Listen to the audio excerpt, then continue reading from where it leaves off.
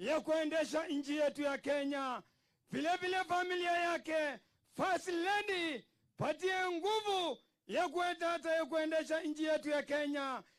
Mwenyezi Mungu, tunaombea kaunti yetu ya Narok, patia usalama na amani.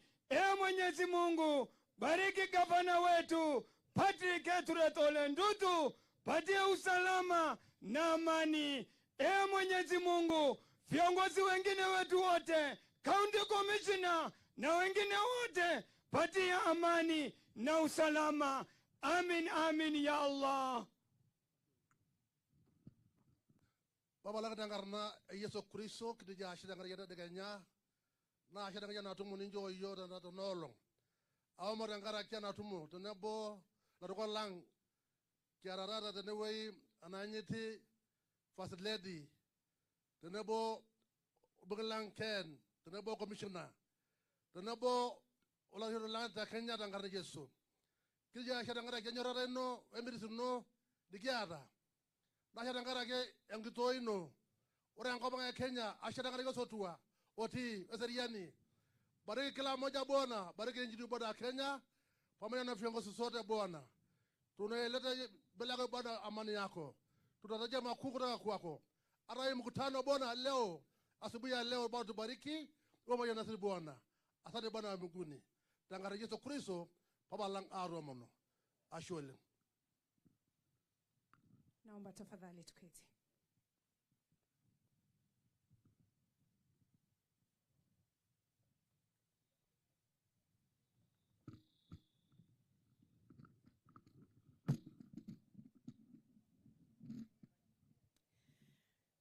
Mheshimiwa Mama wa Taifa Bi Rachel Ruto, Katibu katika idara ya jinsia na masuala ya wanawake Bi Ann Wang'ombe, mbunge wa eneo hili, wake wa magavana waliofika, viongozi wa serikali kuu na serikali ya kaunti, wakuu wa mashirika mbalimbali, washirika wa kimaendeleo, wageni waalikwa, mabibi na mabwana. Kwa ruhusa yako sasa Mheshimiwa Mama wa Taifa, tutaanza ratiba yetu kwa kumwalika Waziri wa masuala ya elimu, masuala ya vijana, michezo, jinsia, utamaduni na masuala ya kijamii kutoka hapa kaunti ya Narok, Bwana Robert Simoto Rotich aweze kutufungulia. Karibu. Tumkaribishe kwa makofi tafadhali, tumpe makofi, tumpe motisha. Asante. Mgeni wa heshima wa siku ya leo, Mama Taifa Rachel Ruto, viongozi wote walioalikwa, wahusika wote katika masuala ya jinsia katika kaunti hii na katika ngazi ya kitaifa. Leo hii tumeheshimika kama kaunti kuweza kuwa na sherehe hii ambayo ni muhimu katika kupeleka mbele masuala ambayo yanafikiana na jinsia. Mimi kama waziri katika serikali ya Narok nikisimamia masuala ya jinsia, ningependa kusema ya kwamba tumeweza kupiga hatua 1, 2, 3 katika nafasi hii ambayo tumepata, na tumeweza kuafikia malengo kadha ambayo tunajifunia kama kaunti. Yale ambayo tumefikia hatujafikia kama kaunti peke yake, lakini tumeweza kufanya kazi na Gender Technical Working Group ambayo inaleta pamoja wahusika wengi ambao wanafanya kazi katika gender space katika Narok County. Moja kati ya mambo ambayo tumeweza kuafikia katika sehemu hii ni kwamba tumeweza kuweka na kuratibu anti-FGM policy, sera ambayo inasaidia katika vita ya kupambana na ukeketaji. Pili, tumeweza kuweka sera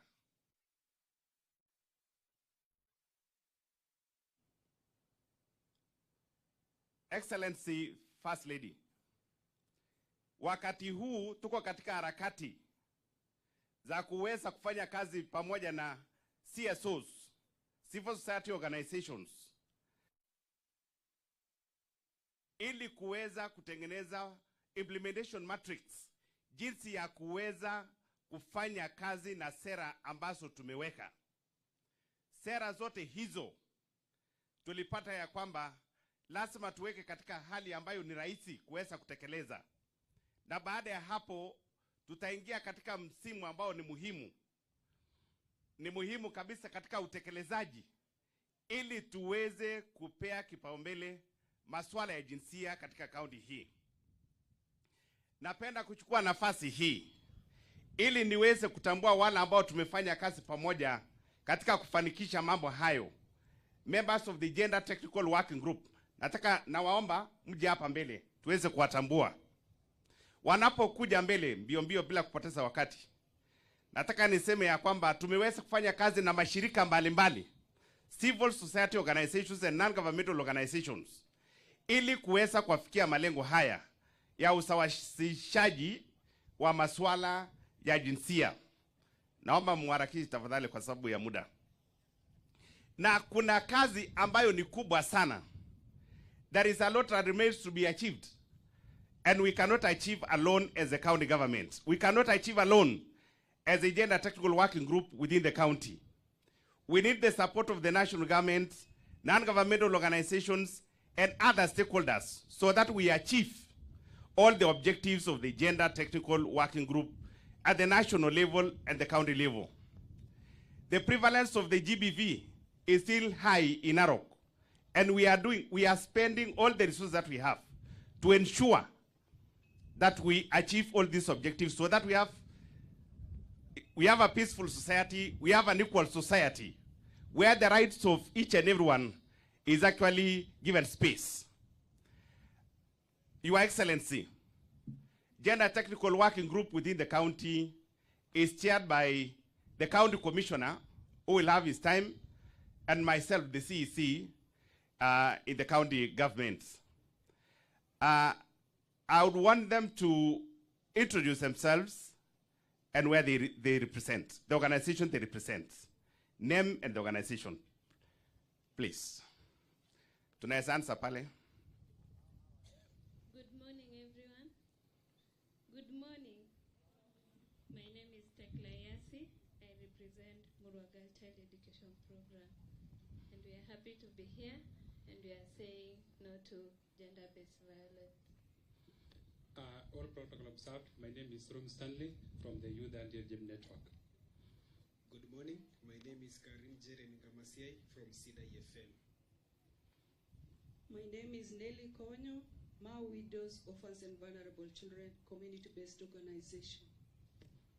My name is Joyce Kipai, National Government Affirmative Action, County Coordinator, Narok. My name is Fred Nchoko, representing Amref Health Africa. Karibu sana, Your Excellency, the First Lady, Mama Rachel Ruto, and all dignitaries.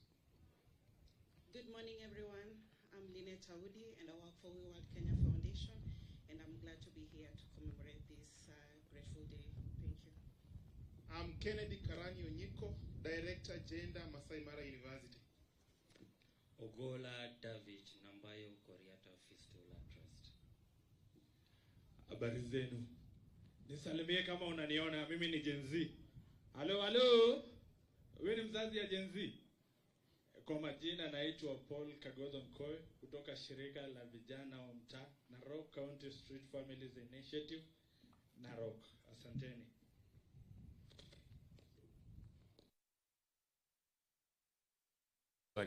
Nafanya kazi na shirika la Coalition on Violence Against Women. Enda asuba. Majina ni Ibrahim Kibiwot na mimi ni President of Eco Green Life Global. Hiyo ni youth-led organization ambayo inafanya climate action. Na since hii shule ni ecosystem yetu, welcome to our ecosystem. As we end GBV, let us also plant trees, because without trees we don't have a future. Thank you so much. Habari zenu wote. Naitwa Noel Shikanga. I work for Anglican Development Services, South Rift, na tunasema no to gender-based violence. Asante. Silante Monica, Maana Ritwe. Good morning. My name is Kabale Nura, Deputy Director, Regional Coordination, National Syndemic Diseases Control Council. Your Excellency, my name is Nixon Chepkwony, National Syndemic Diseases Control Council, Regional Coordinator, South Rift. Your Excellency, my name is Agnes Ngeno, working with the State Department for Gender as Director Gender Narok. Thank you. Your Excellency, I'm Viola Ruto. I work for Amref Health Africa. Karibuni sana Narok. Good morning. My name is Anastasia Gatti, representing World Vision Kenya. Your Excellency, my name is Pauline Naini, Narok County Government, Directorate of Gender. Good morning, Your Excellency. My name is Kate Lotiatia, County Commissioner Narok. Okay. Ebo tuwapigie makofi. Okay. Your Excellency, hapa hatuko na Narok peke yake. Hapa tuko na Council of Elders from Kajiado. We have a whole delegation from Kajiado ambao tunawatambua na tunawapenda na tunawakaribisha Narok. Basi kuna yule ambaye ameongoza delegation hiyo. Nataka nimwalike rasmi ili aweze kututambulisha Gender Technical Working Group kutoka Kajiado County. Karibu. Anapokuja, Your Excellency, today we are launching the 16 days of activism against gender-based violence. Hii ni nafasi muhimu kwa wananchi wote. Na ningechukua nafasi hii kualika wote waweze kujumuika katika safari hiyo ya siku 16 ya kusimama dhidi ya dhuluma za kijinsia. Leo hii ni mzuri kila mmoja aweze kutamka neno ili tuweze kupinga yote ambayo yanasimama kinyume na haki za kijinsia. Karibu. Basi wale rawangarna gaji walaigwana nele minjil aingwa nanu warga jodo nanu wagra yongosa ashwa itashiki teniaba walaigwanak lorkuak ilaigwana lorga jodo. Mimi naitwa Olaigwana ni Ole Minchil, ni Laigwana ni Wamila, Chief Wamila, na ndiye ameongoza chief wote Wamila kutoka Kajiado County. Neme ni Laigwana lorga jodo nanu chama la Laigwana lorkuak katika Kenya mzima. Yeye ndio chairman wa viongozi wa mila Kenya nzima kwa jamii ya Wamasai. Na wakaita hireni abela Laigwana gedwa ai sigeno elo money ene ni yisiyo na sayu ena na serikali.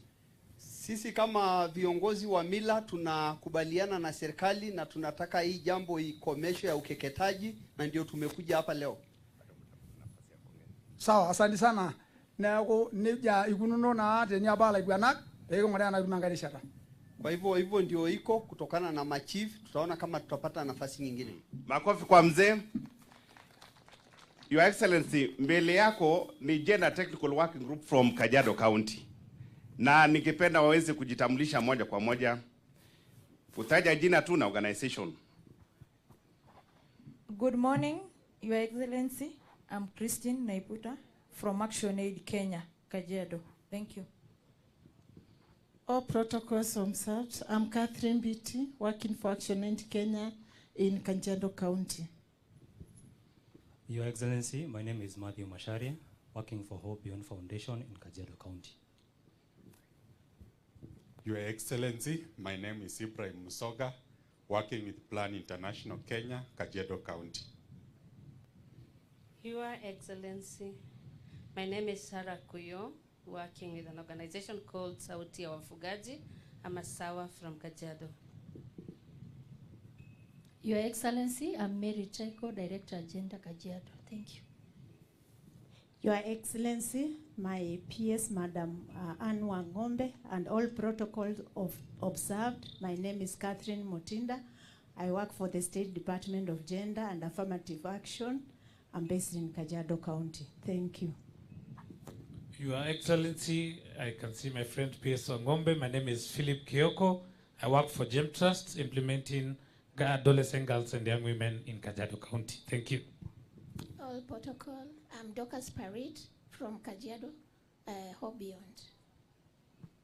Your Excellency, my name is Parsanka Sayanka, National Male Champion, and I lead a progressive cultures community-based organization. Thank you. Okay, asante sana. Nikimalizia, once again, I say welcome to Narok. Thank you so much.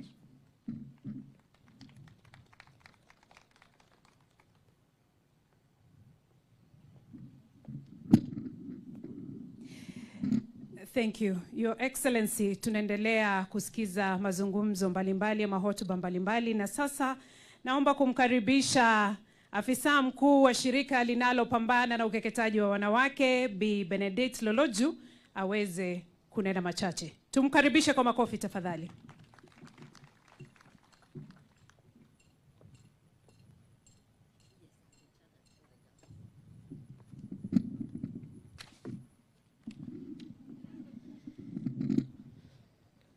Your Excellency, the First Lady of Kenya, Mama Rachel Ruto, the PS Gender, Anne Wangombe, the MP, Aramat, the Chairperson of the Board, Madam Ipato Surum, all partners, all girls, our elders, our mothers, good morning. Ese Rian Porkin. Enter super nenka igil kajita nanu Benedict Loloju na nanu naita sheki esiai emurara de ondo ye te Kenya msima nikijoito tata mekure kiyeu niendelea esiai emurara de ondo ye. Your Excellency, the Maasai Declaration to End Female Genital Mutilation and Child Marriage and the national launch of the My Dear Daughter campaign to end FGM is a historic and momentous event that not only sent a statement of finality to end FGM and child marriage among the Maasai community, but also to the entire nation. Ending FGM requires concerted efforts, and therefore the need to bring on board elders, survivors, mothers, and the young people. These three pillars of interest plus the seat represents a metaphorical African traditional three-legged stool that symbolizes unity, stability, and interdependence. They represent the commonalities and stable foundations of four essential parties working together, upon which, if one is removed, the entire structure collapses. What is the role of the elders in ending FGM and child marriage? Female genital mutilation is a precursor to child marriage. Therefore, cognizance of the deep-rooted nature of female genital mutilation among the Maasai community and considering the position of men in the African setting, their voice is paramount. They hold majority of decision-making positions and wield overwhelming influence at household and community level. They are the gatekeepers of the community culture. They promote social continuity and cultural identity. Therefore, their declaration today to end FGM and child marriage among the Maasai community will definitely transform social and gender norms that contribute to its perpetuation. They will definitely enhance the uptake of the End FGM campaign among the Maasai community.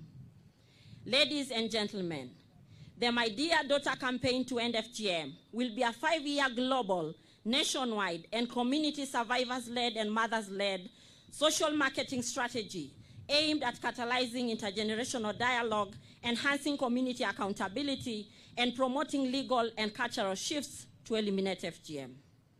Mothers who endured FGM know the pain and its lifelong cost. Their courage and love towards their daughters will give them the power to say, this ends with me. I went through it, but I will not allow my daughter to go through it. When mothers declare no to FGM to my daughter, a new future with possibilities becomes realistic. The campaign will also invite mothers, elders, fathers, brothers, survivors, uncles, aunties, and everybody to publicly commit to abandoning FGM and protecting girls' rights to bodily integrity, education, and dignity. Also on an online, we have already created an online link so that it can provide a digital platform, an interactive space where individuals will register their commitments to saying no to FGM. I urge all of us to go online and commit to end FGM on our digital platform. At its core, the campaign will also use the African oral tradition of storytelling, personal experiences, survivor advocacy, and structured dialogue agreements to stimulate healing, education, and change. The blend of both digital and analog spaces to say no to FGM will leave no one behind as we move to the next 5 years of the campaign as we work towards Vision 2030 and Sustainable Development Goals. What is the role of the young people in ending FGM and child marriage? Young people are open to new ideas, influenced by role models and figures around the world, and ready to give their allegiance and passion to issues they see and reflect modernity. They are inquisitive, confident, and a vibrant generation.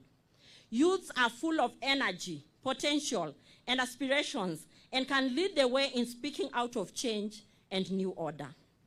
The life of youth today is fundamentally linked to the topic of new means of communication, accountability, human rights, networks, and other changing new technologies. Their position, therefore, in the campaign against FGM and child marriage is critical because due to the reduced age of cutting as an emerging trend in the practice of FGM, they are the most at risk. In this fast-moving and competitive world where skills, knowledge, education, new frontiers, and opportunities matter, child marriages deny young people full realization of their potentials. They have therefore a great responsibility of bringing their knowledge, networks, energy, understanding, talents, and gifts in ending FGM and child marriage. Ladies and gentlemen, as the Maasai elders make a historic commitment to end FGM and child marriage, the baton will be passed over to the young people. It will therefore be a sprint, not a walk. A sprint by the young people to finish the race of ending FGM in their lifetime. You have the energy, skills, knowledge, enabling environment, and above all, the blessings of the elders. To the mothers, nothing brings life on earth, including animals, without providing protection.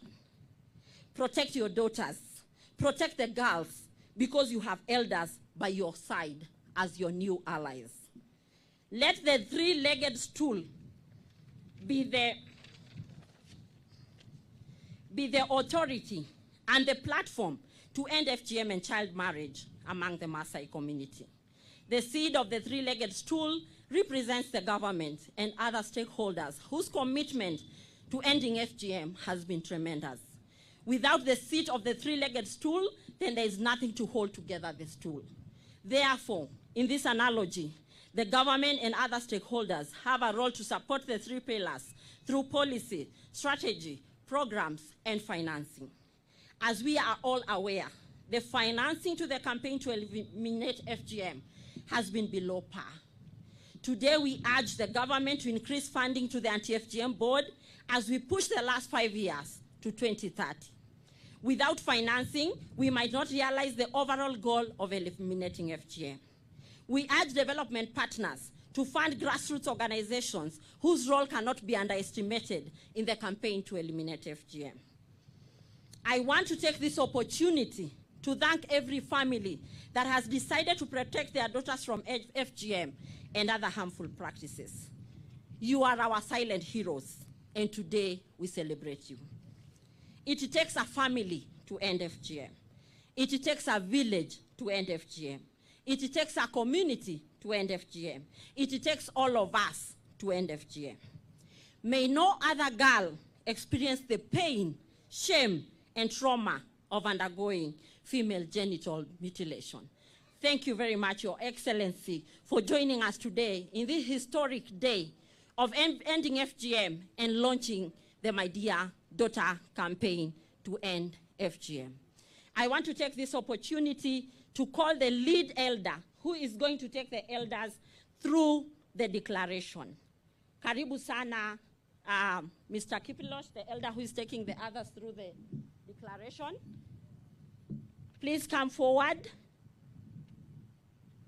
The elder who is leading the campaign, please. And then the mothers who are going to receive and commit, please prepare yourselves. And the girls who are the voices and who will end FGM in their generation, prepare yourselves. Karibu sana, Mr. Kipilosh, as you lead the elders in the campaign and in the declaration by the Maasai elders.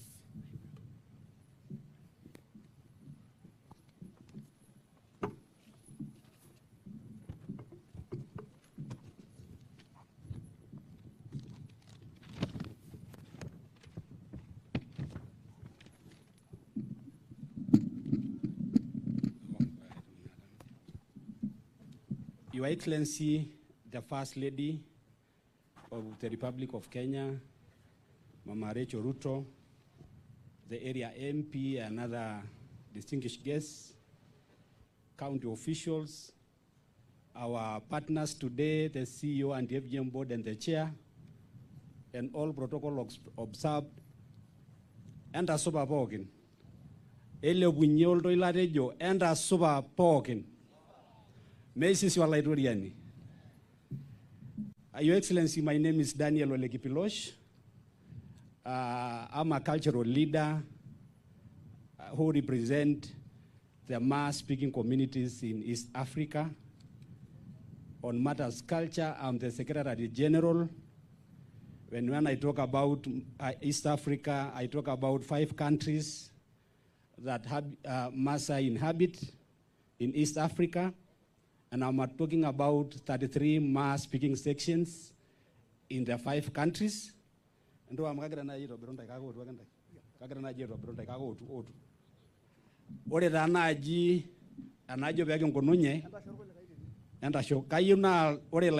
national. Nan joke edwene way. Ore rkwele kai netoni le Kajiado County te naina, netoni le Narok te naina. Peyie atumoki neeku kajo nai pido yoyo ore iltung'anak ooponu ene laa le national olarikok le county keyieu netii oltasat olencho enewueji nikidoyio irkulikae entadoi leme le national amu iyiolo laate katibu fanya hivyo. Naa kajo nai piitashe ake le Kajiado inji naa enaalo ing'or natii, nitashe le Narok inji naa enaalo ing'or natii, entoosho olaini. Atejo taa ore iltung'anak otii ene naa le national, oltasat ole Minchil, ole Kaiseyie, ole katibu ole Koringo, oltasat ole Nchoe, oltasat oitasheki Narok ole Ng'oshosh, ninche ake oitashe tesiadi nanu. Ore irkulikae tung'anak nedoyio endaalo naa mataas ina aasiokisioki. Your Excellency, I was winding up my introduction that when I talk about Maa-speaking communities, I said we are 33 in number who represent in East Africa. And today we are making a historic announcement or declaration. This has never happened. In fact,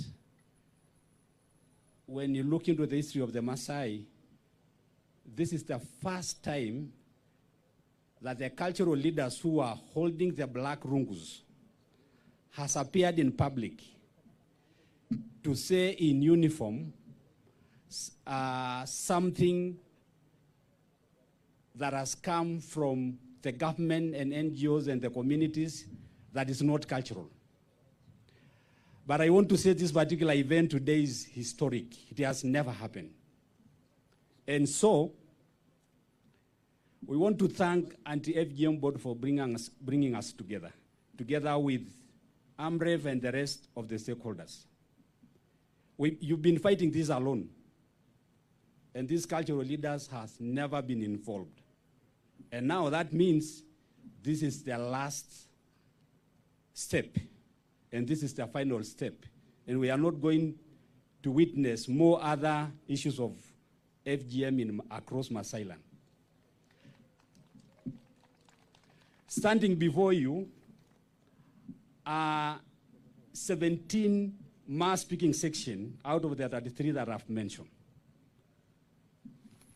9 from Kajiado and 8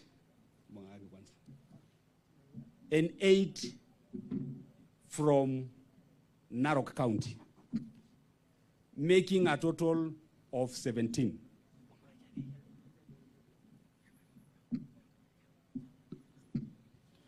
And so, on behalf of all the 17 communities or sections that are before you, I'm going to read the declaration. We've been here yesterday, we've been here other times in Kajiado and Narok, and we say this time round, we are not going to read declaration written by other people, because we've agreed this. And so this particular declaration is spoken and written by us. And so to end FGM is a collective responsibility of us. Declaration by the Ma cultural leaders and the Council of Elders from Narok and Kajiado counties. Today on 25th November 2025. The occasion today is Ma cultural leaders' declaration to end FGM. We, the Ma cultural leaders and the Ma Council of Elders, hereby make the following commitments on behalf of the entire Ma speaking communities in Kenya. 1, commitment to end FGM. We pledge to end the practice of female genital mutilation within the Ma communities in Narok and Kajiado today. Number 2, today we make a declaration of equal blessing for all girls. And therefore, from today, we declare that both cut girls and the uncut girls are equally blessed and valued in our community. Number 3, inclusive cultural ceremonies.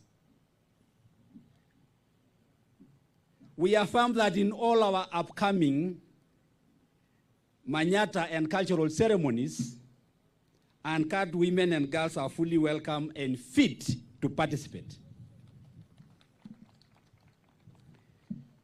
Number 4, the alternative rite of passage. As cultural leaders, we commit to designing and promoting an authentic alternative rite of passage for girls that upholds our traditionals or our tradition without harm. This is to say, an alternative rite of passage that we need is a community-driven led alternative rite of passage and not a certificate led and not a t-shirt led. Today we want to lead our own cultural alternative rite of passage. Your Excellency, many times when we have cultural ceremonies, the uncut girls are regarded as unclean, and so they don't enter ceremonial manyatas. But today, we've decided to bless them and allow them to take equal roles in participating in making critical decisions that pertains our cultural practices.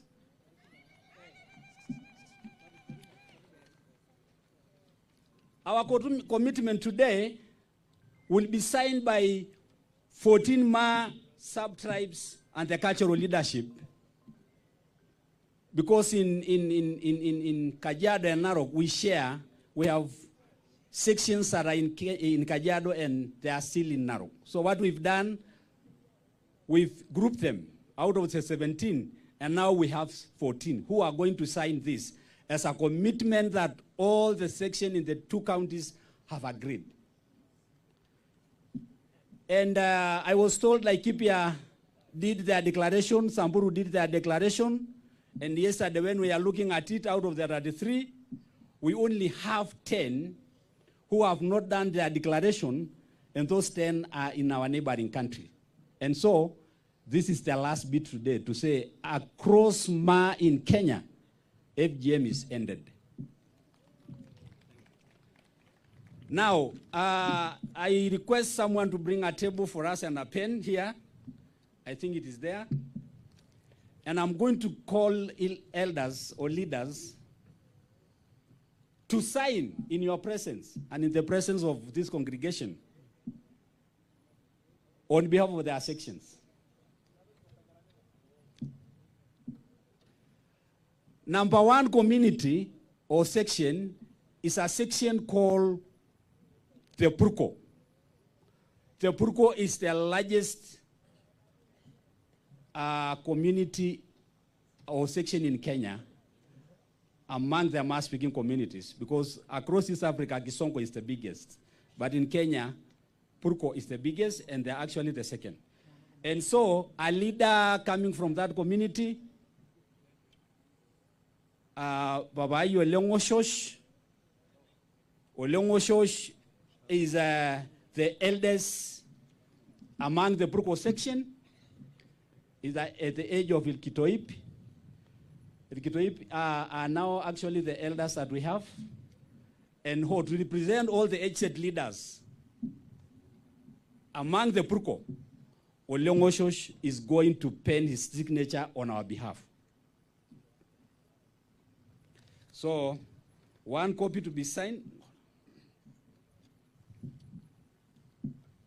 And then followed by an elder from Irwasingishu clan. Irwasingishu from Transmara. And we have Olaiguanani Olesikawa representing the Irwasingishu of Transmara. Naomba tuwapigie makofi. This is the climax of this event. Followed by the elder from Kekonyuki community. Kekonyuki community are in Narok and they're in Kajiado. So we only want one elder to represent. Who was representing? Olotuno Oleshukuru is signing on the behalf of Ilkekonyuki section. Mpigieni makofi. Followed by Ilmoitanik subclan in Transmara. Moitanik was doing the signing. Saamo Olotuno to sign. Ole Saamo. Pigeni ya makofi anapo sign. Followed by Syria. Is Syria Lolo Rukoti. Kejingai. Ole Naidoya. Ento shogi ole Naidoya ngaiki. Followed by Iloitai. Your Excellency, these are the communities that border Tanzania on the southern parts. Iloitai, and they are the one who are guarding Naminengi forest. Signed by Olepoyo, who is also the county treasurer, but in signing on behalf of Loita. Your Excellency, it will be followed by Lodokelani from Kajiado. Signing on behalf of Lodokelani is Olelein. All these are aged leaders. And then followed by Ilkangere, the Dallas. And it's going to be signed by Olemolil, the senior chief. And then followed by Irkisongo. These are the one who live next to Amboseli National Park. So they are signing. Who is signing? Our National Treasurer, Walakaiseye. Your Excellency, what we are doing here is we are trying to take care of all the ages. So sometimes you see young people signing. And then from there we have Irkaputiei, which is signed by Walaiguana ni Walenta Yaya. To be here, Makofi. And then followed by Irmarabato. John Walenga Lile, Walaiguana ni Walenga Lile, tupigie makofi, and assign kwa niaba ya Irmatapato. These are the one who lives next to Namanga. And then we have another very special community called Iltorobo. Iltorobo is divided into two. They're the one who call themselves Ogiek. So Ogiek, we have Ogiek who entirely live in Kalenjin land, and that is it, in the forest. But we have other Ogiek who live in our side, areas around Lulunga, and we have one signing on the behalf of all Iltorobo. Kejo alangai? Sanare olelebo. Amarosho ki sanare olelebo ngai. Your Excellency, finally, I am going to append my signature as the General Secretary on behalf of all other cultural leaders around in Kenya and beyond. And so I'm going to sign.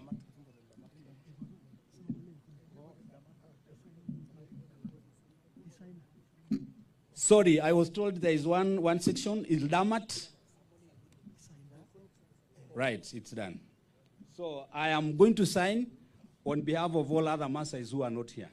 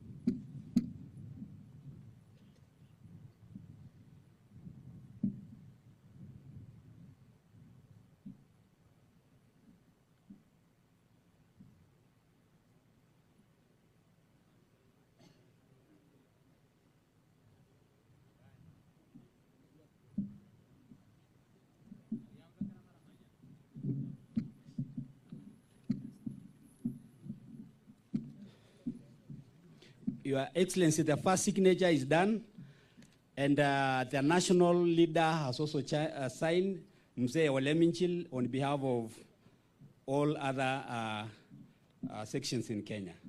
And so I think we are done with the signage part, and so I want to request them to sit, and then we make few other speeches to finalize.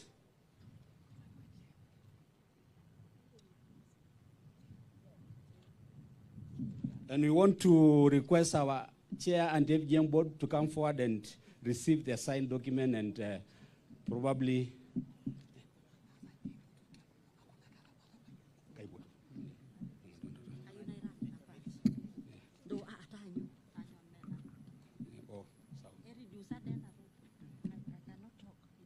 it is high.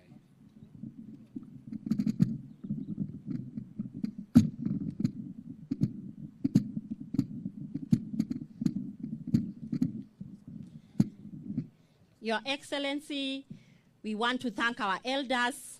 As you know, our elders are the gatekeepers of culture. They are the ones who lead the community, and they are the ones who advise us on how we move forward. I'm going to call the chair of the anti-FGM board, who is also a survivor of FGM, to say one thing, and then we get the signed copy from the elders.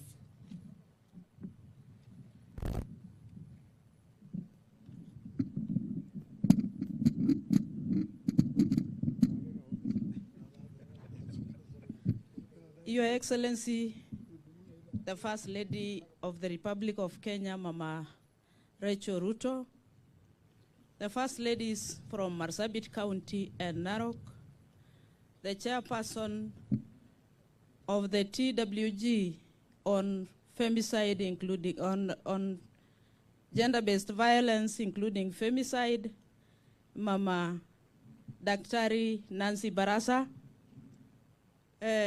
all protocol observed, our peers, my sister and friend, Madam Anne Wangombe, the area MP, Honorable Ken Aramat. Wacha tu niseme niko na furaha siku ya leo. Ninashukuru sana kwa wale waliofanya hii siku iwe ya fanaka. Ningependa tu kusema it is taken us a lot of time planning this. Gharama mingi, a lot of government resources has been utilized here. But the beauty part is we are working for our girls and our women. Thanks so much, our elders, for really agreeing the things that were so much impossible in this community. Wamasai kuambiwa maneno ya tohara ya wasichana haikuwa kitu rahisi. But I thank the lead chairman, the Secretary General of the Cultural Chiefs of East Africa, Bwana Daniel Kiploch. You've been of great importance to us. Thank you so much. Thank you very much, Madam Chair.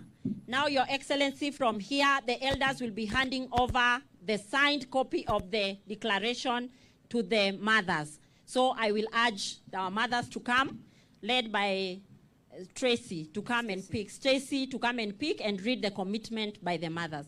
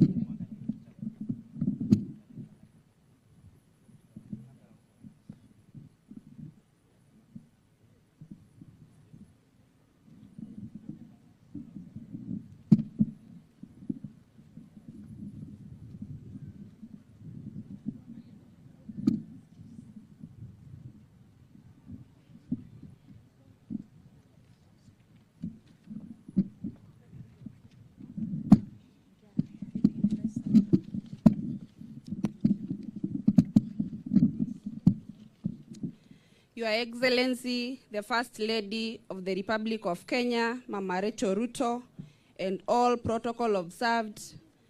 My name is Stacy Nasinkoi. I am the survivor leaders in Narok County and in the whole country. First and foremost, I want to thank all of you because us as survivors, this is our best day. This is the best day of our life together with our daughters. Myself, I am a survivor of FGM. So personally, I'm talking through experience. I know the pain. I know what we got through. I know what we went through. So all survivors, we are really happy.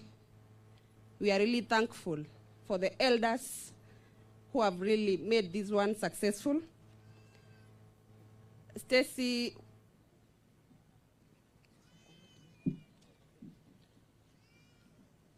as I'm going to read the commitment from us, survivors and mothers. Commitment by mothers and survivors of female genital mutilation.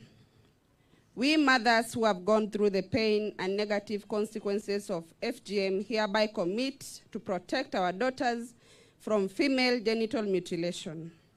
We commit to be the last generation to experience the pain of undergoing FGM.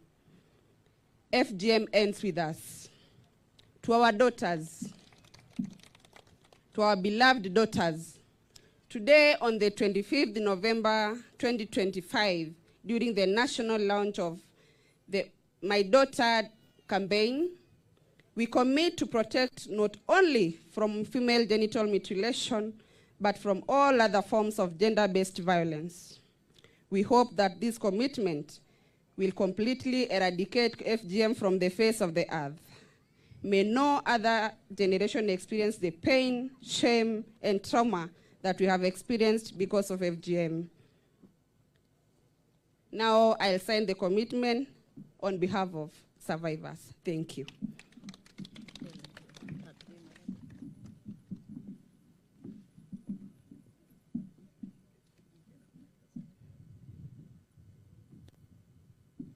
After she signs the commitment, we will bring our daughters.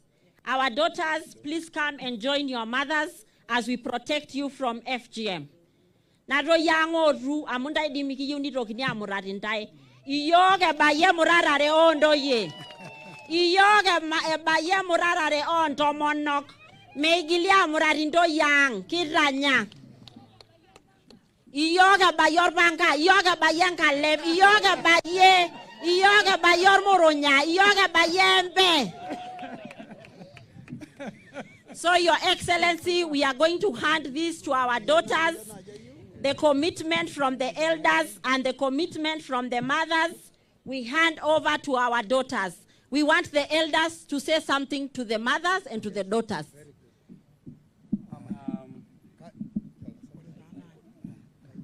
I think when it is, thank you so much, Madam CEO.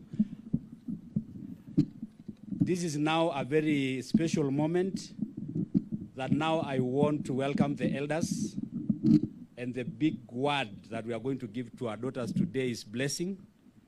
Like the statement read, we are blessing both uncut girl and the baby in the stomach. And so the elders will take this role to bless them.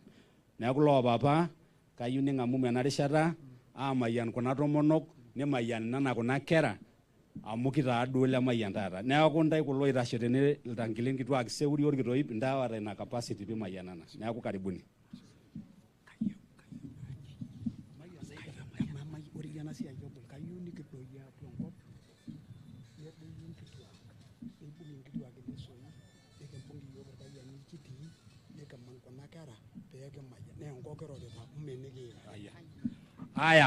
Everybody who is here, all of us, let's go down. They have a traditional blessing that they are going to do. Orura lombaba orupokin beyeki mayan indo yang ono mama na rejo miroki aror moronya. Orupokin emara do ita pokin abu mayan nkera.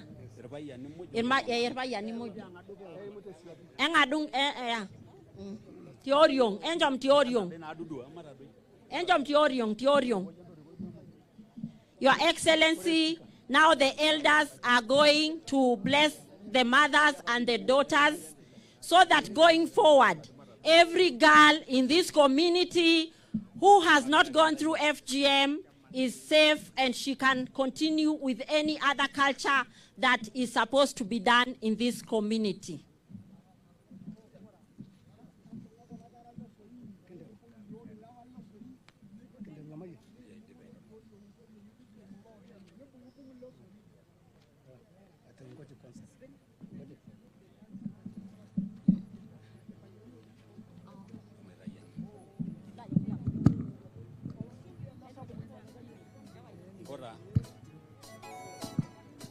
Ento nindana gara inei. Enta la madabenyo ntoye konane ka mayano no ngotonye. Na imonta irpa ya niti oriong ntomonok. Na imu nila kala kara shane lalai. Mada njiki ngor gara ni bungu no ngotonye leso ya igonji. Ho. Ewu anga da be otu ando mononi anda embonga da leso yinyi amai digidi gor gara shi yoge lawa lang na no da ho embonga da gara shi amwa da modi ledio ibelegenya langa iki omon mada re tu yok tanana ewo ho embonga da po kini leso yinyi ho tinyo ko da o tuake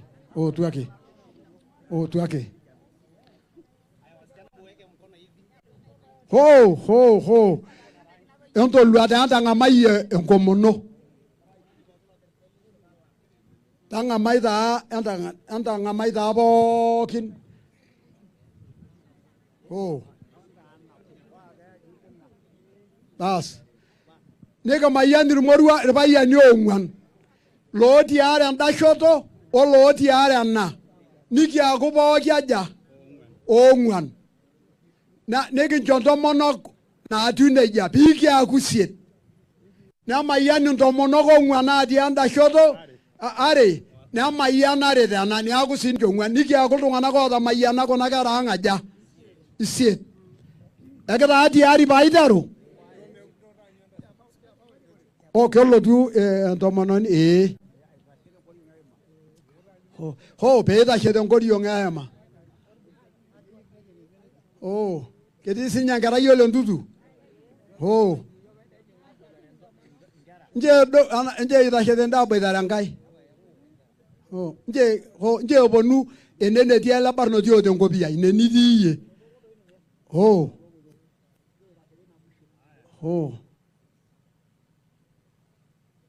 Basi tiniaku kutaa tiari nijojo. Ekinteru. Enkai ai. Enkai natii apa. Netii taata. Enaitayio ele osho. Enaitayio Kenya. Enatuputo yiok. Kimbelekenyate duo taata tele kekun. Kindurrakita enkarna naewuo. Itejo tesipata ino. Ore eniteena nateena teshumata. Enkai. Kiteena duo taata. Enkai. Meekure kimuratisho. Enkai. Kitamayianakita nkera ang' ilo kerreti. Enkai. Kitatarutua duo taata tilo kerreti. Enkai. Etejo noong'otonye nejia.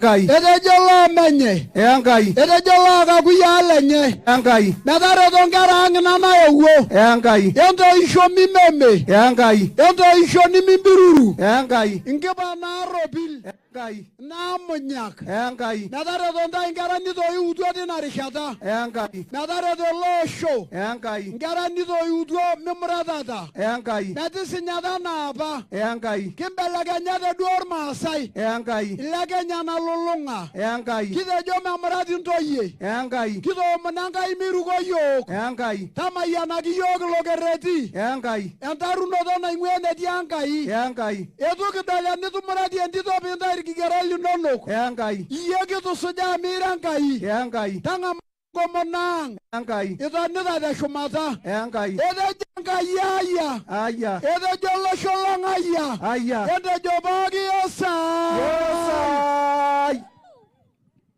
Basi. Kitejo taa meiruko Enkai ilo otoomono. Enkai. Meirukoki yiok Enkai ena. Enkai.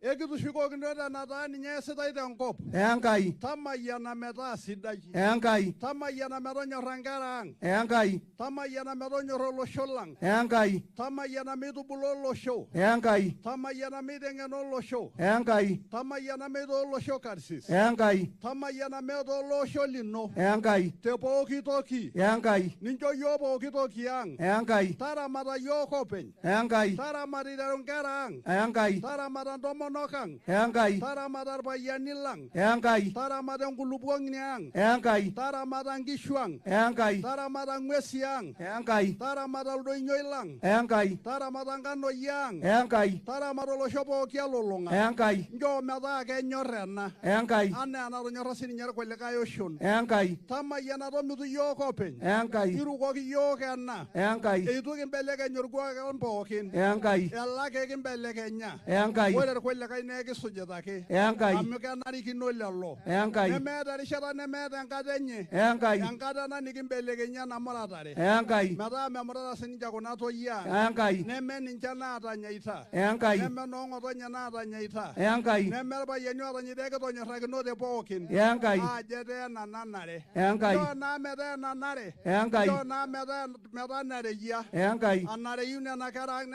nenareyu noong'otonye nenarikino olosho pookin. Enkai. Nemayan kon lopo kinoya grasi ninje yogana. Enkai. Oisho yo na naretot. Enkai. Edisi ninje recho na ewadua ki yo. Enkai. Nado mono nyora isalangi ruto. Enkai. Wongulyo do mono boge na rikokang. Enkai. Nati eno nemeti. Enkai. Olo sholampo kin. Enkai. Weri kora ampo kin. Enkai. Kedo nyora kino de po kiana. Enkai. Oshopo kilama. Enkai. Deis. Ote Central Africa. Enkai. Kido nyora kinote. Enkai. Kadai na kias. Enkai. Nero ne duile ni tues. Enkai. Neke sojo mata asasini nche. Enkai. Tenkolong ni dogi ni to ga isho yo kankai. Enkai. Na omona na biru ku yo. Enkai. Yende je seri. Eseri. Yende jado nyora kankai. Jado nyora kankai. Yende iru kankai. Iru kankai. Basi ede jankai aya.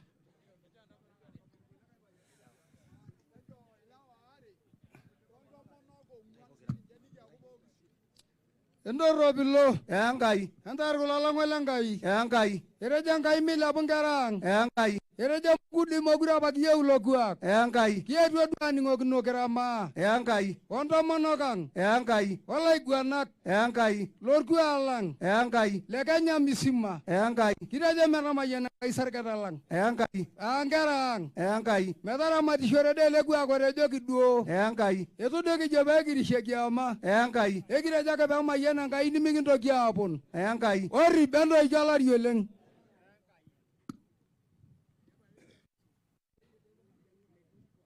Miru kanga yala ramayanishe. Enkai. Na iru koyo. Enkai. Dilegero nyoraiti. Enkai. Yena tiaka yoko penyentangamu. Enkai. Kitangamu tuene nitejo. Enkai. Tamayana merare rormaasai. Ai. Tiaki nkera ang entubulu. Ai. Tiaki enchomir Kenya. Ai. Tiaki erukelekereti. Ai. Na irukoki yo pooki toki. Enkai. Teyieunoto ino. Enkai. Urip lenkishon.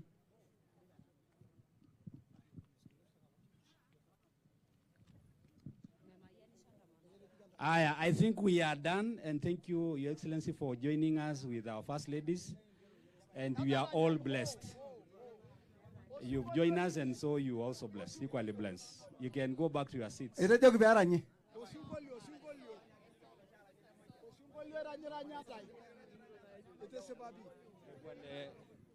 DJ. Usingolio la Kimasai. Weka wimbo wa Kimasai DJ.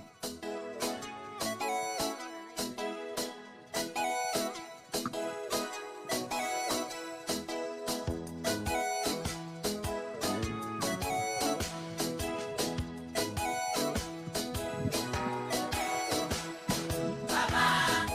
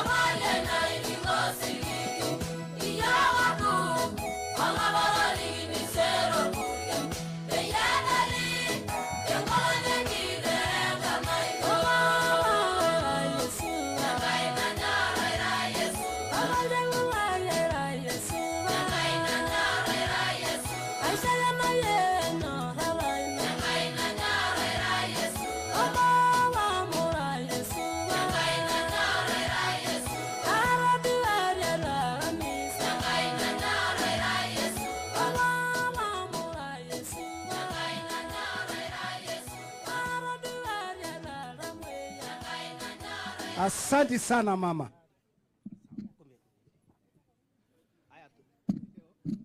Your Excellency, we are winding up our session.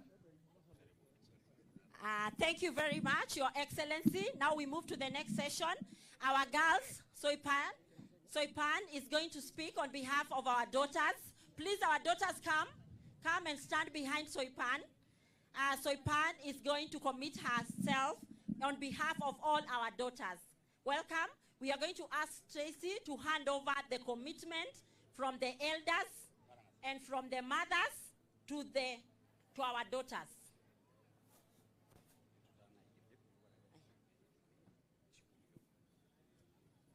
My daughter Soipan and our daughters, I'm going to hand over this commitment from your moms, from your mothers, that we are never going to do this again. And I would like you to, as the lead, I would like you to tell and teach your fellow girls that as mothers, we are going to protect them. And even them, they should not say no to FGM.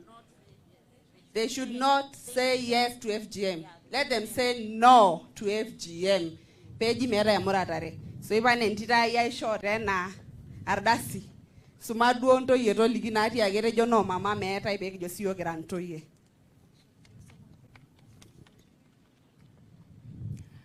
Her Excellency, the First Lady of the Republic of Kenya, Mama Rachel Ruto, First Lady of Narok County, and all distinguished guests present, ladies and gentlemen, good afternoon. My name is Jane Soipan. I'm the chairperson of the Girls Council, Narok County, and I'm going to read this commitment. These are commitments from our mothers to us as the daughters. I start.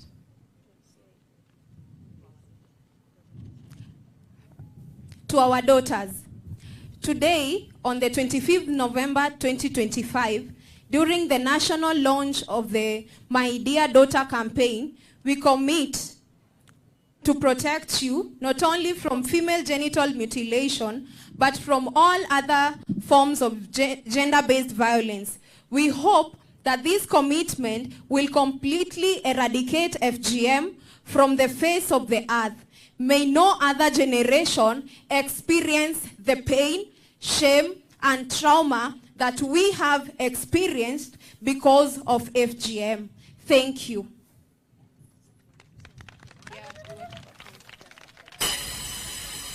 And we have a spoken word. It's a short poem that you are going to perform as the girls. DJ, welcome.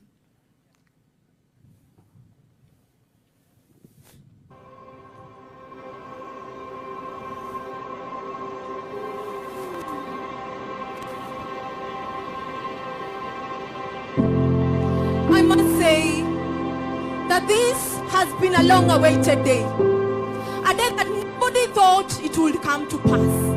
And oh, we have finally seen the light. We now have hope for the future and the hope for our generation. Call them from all nations. Call them from all corners. Tell them to come and see that the girl child is rising. To come and witness the rising of the girl child and the rising of our generation. Mama, Papa, are you seeing this? Tell me it's not a dream. Tell me that this is indeed reality. Oh, call them.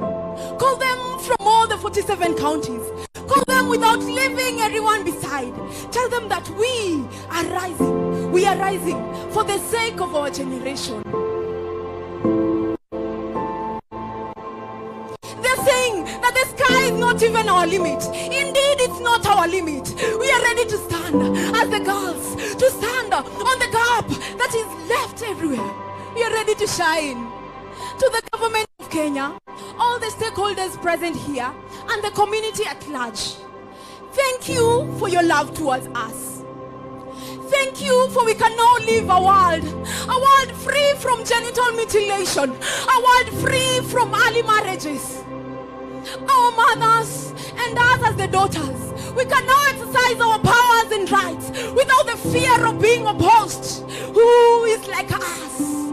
behold, we are rising. We want to say thank you to our council of elders. Thank you for your love and care towards us. Indeed, this has touched our hearts.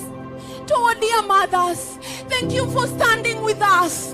Thank you for holding hands with us. We believe that forever we shall be at the forefront, leading without fear. All we can say together, we join in celebration in saying, my power, my voice to end FGM. Asheoleng. Thank you. As long as we leave the stage. Thank you. Oh, we are ending FGM. Our daughters got saved from FGM.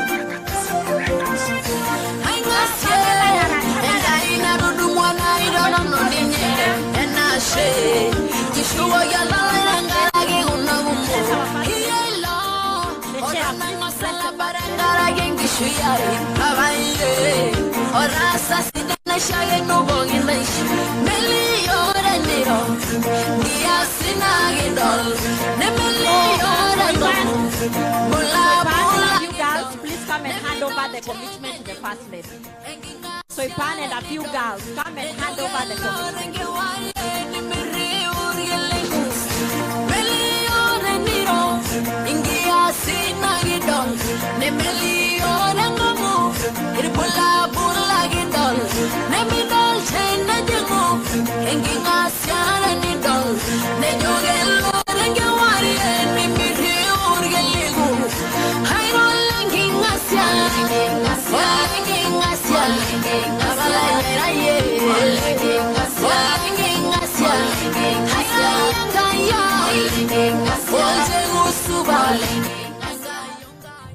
I now hand over this commitment to the First Lady of the Republic of Kenya, Her Excellency Mama Rachel Ruto.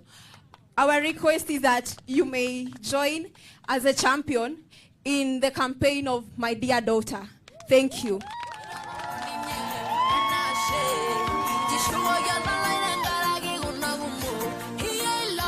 Asheoleng.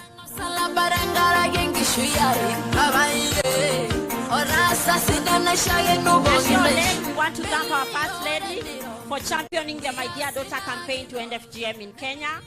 Now I want to allow her to say something. Thank you very much. I know I'll be speaking later, but congratulations for this great move. I want to thank the elders. I want to thank the mothers. I want to thank our children. History has been made today. Congratulations. Thank you very much. Okay, our girls, please be seated. I now call the chairperson of the board. Okay, the chairperson is coming to dress the First Lady. Our young girls, have a seat. Thank you so much.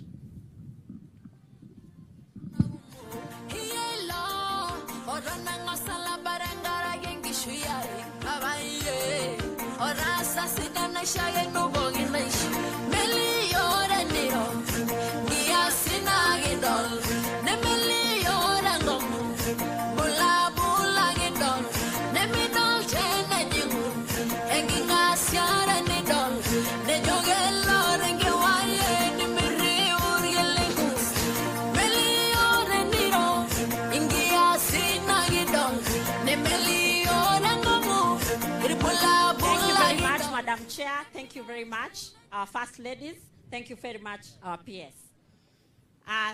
That was wonderful. I know it is very emotional, especially for the survivors of FGM. Today, we thank God that our daughters are safe. And I'm going to call the chairperson of the board to take over from here. And as she comes, I want to call Dr. Josephine Kulea, who has been one of the biggest one of the women who has saved millions of girls or even thousands of girls from FGM and child marriage from Samburu County. Your Excellency, Madam Kulea is here. She came all the way from Samburu County to come and join us today. And then after that, our chair will take over from there. Thank you very much.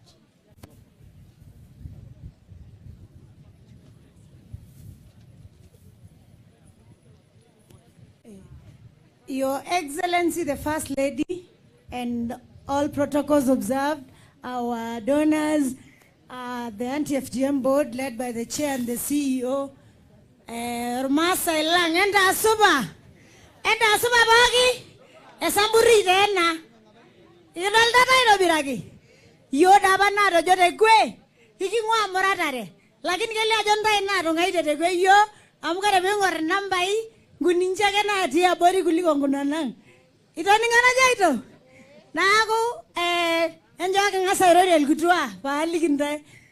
Excellency, I was trying to pass the message to them first so that they don't wonder what are we saying in English, because it's not everybody who speaks English. So Dr. Josephine Kule, I'm the founder of the Samburu Girls Foundation, and we've been rescuing girls from FGM, child marriage, and beating. And we have rescued over 2,000 girls from their vices, and they are all in schools. And we are very proud today to see the young girls and their fathers here who have committed to end FGM. So we thank you for coming. Thank you for supporting the initiative. And we would love to invite you to Samburu Girls Foundation. Come and say hi to our girls. They are in large numbers. Naraya guna. Enda jo super mom. Ikore baje enda super nije jo super mom. Enda super. Bas. Kore nanu na garama mendo ye gitua kuliko ntai. Edindira University. Ola yeni lai. Olmurani. Itoningo. Ngotol murandena. Lakini memorata ndita inati University ne memorati. Sawa sawa. Nanu shinasa mtando yegumo de Samburu. So all I ask you, Miki bonde na legisho. Kinde miniki lejol dongani. Niki lejol kitua. Lakini miki lejangai. Iningito to niki jaito. Miki lejangai na rishu mata. Amukore bilo tu legisho te niki oshembisha. Nishu kwa hangu nonu la murati ngera ino kidoli tangai. Meneja. Ashe oleng. Kaya unaingwate ine. Naja kintai kinyor ntai oleng. Karibuni atoki Samburu. Kingi ngasuta kintera ishintana. Kidala lungana ingwate kwe. Sawa sawa. Ashe oleng jama yantai ngai. Thank you, Your Excellency. I've passed the message to the people. Jama yantai ngai. Ashe oleng. Thank you so much, Daktari. Asante sana, unafanya kazi ya maana. We've been to Samburu several times. Na unafanya kazi mzuri. Your Excellency, let me again say that I'm so much grateful.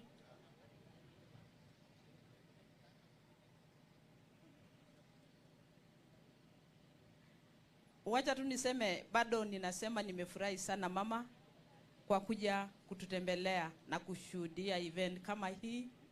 I know you have a very tight schedule, but you've been able to give us almost a whole day of your time to see what we are doing.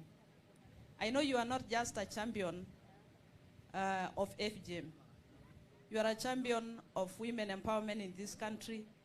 We can attest to you that the groups that we started table banking in 2013, kuna wengi wa mama hata wamenunua mashamba.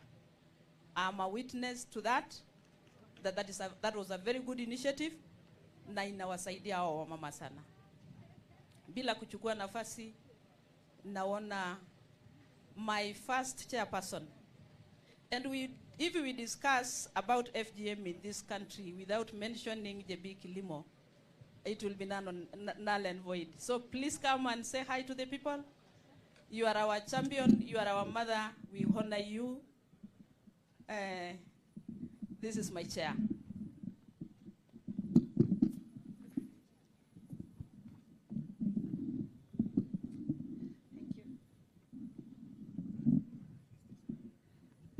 Asante sana, Mama Rachel, Your Excellency, and all protocols hapo mbele. Let me stand on all those protocols. Manduku zangu, mama zangu zote, madada hapa Masaini, hamjambo? Naitwa Chebi Kilimo, natoka Enkidire Kerio, na nimefurahi sana kufika hapa leo. Nimefurahi kuona Moran, chief ya Moran hapa siku moja, nikianza campaign against FGM. Kanunga, ndio hiyo, alikuanga Moran, sasa wewe unakuwa mzee. Asante sababu huku wachilia hiyo campaign. Nataka, sina mambo mingi ya kusema, nashukuru Mungu tu kwa maendeleo dhidi ya ukeketaji ambaye imeendelea. Tafadhali ukiona hiyo card, hiyo board, anti-FGM board, ukiona picha yake ni mikono hivi inachunga mtoto msichana, unaona amesoma mpaka amepata degree. Hiyo ndio ilikuwa maono yangu tukianza na wenzangu wenye tulianza board, ni ya kwamba msichana apate kusoma kabisa, na hii ni mikono ya kulinda wasichana wetu. Nashukuru sana campaign ya My Dear Daughter campaign. Madam CEO and your team, mlipoanza hiyo My Dear Daughter campaign. Actually today I'm here to witness another My Dear Daughter campaign ilifanyika 2012 nikiwa kule kwetu. Hapa leo tuko na police officer ambaye mama yake alisema kama Chebia amesema tusitahiri wasichana, sitatahiri msichana yangu, na nafurahi mko na msichana hapa Chenangat, she's a police officer hapa Suswa. Mama yake aliposikia hiyo maneno akisema kama mama yako Chebia alikulinda, hata mimi nachunga yangu, na nafurahi. It's a very good campaign. We are going to save more girls because you're giving the protection to the girls, to the mothers. Kwa hiyo yote nashukuru sana wathamini wote na wenye walisimama na wenye walishika hiyo baton. Wameshika hiyo baton campaigning against FGM, na sasa tuko na young na tuko na wazee hapo. Yangu ni shukurani kwa Mwenyezi Mungu kwa kunisaidia ili niweze kuona maono ambaye nilijifundisha hapa Narok. Nilijifundisha kutoka Agnes Pareyo. Nikiwa kule Marakwet nikasikia kuna mama moja huko Narok anasema wasichana wasitahiri, nikajisema nitaanza namna gani. Nikakuja nikafundishwa hapa, nikachukua masomo ya Pareyo, nikasema mambo ya sheria ikafika, bodi kakuja, Pareyo akakuja akashika, na sasa iko juu yako na CEO, and you're so lucky you have the first lady as your cheerleader. Thank you so much mama. Asante. Mama, tulikuhakikishia kwamba maono yako tutayashikilia na tutayatimiza. Whatever you wanted to do with the board, we will make sure that it delivers its mandate. Na kama ni wasichana ulisema wasikeketwe, you did a lot of work kupitisha mpaka parliament, na ndio tukapata sheria inayo pingana na FGM. Bila kuchukua nafasi, wacha tu niseme shukurani kwa wazee wetu. Mimi najua kitambo jambo lifike kwa wazee, especially the pastoralists, na wakubali lazima kuna maneno mingi imefanyika. Wazee na washukuru sana kwa hiyo kazi yenu nyingi. Najua you've been very busy going through trainings, dialogue. Munaambiwa hii, munasema hapana, tunataka hii, tunaongeleshana mpaka tunakubaliana. Mayake duo narishara anene pesho. Kajo kiengenda ya she, ilawa lang lolo sholang, iruko kito yoke na. Kiboira ngolo ndai tene. Natiaka ngole ndai ora beni terunore nabaye kitangasaba ya nkera. Nikinjoboki na ngole tokitin nitejo ntishati onkopiyani neishore certificate. Ore abao nkang'itie miyolo ya ajo nyoo ina neendelea ake siai. Nikintoki yok apuo kira ntomonok niteng'eni yok niking'enu nikiruk nikijo maetu meeta enkitok naata ang'.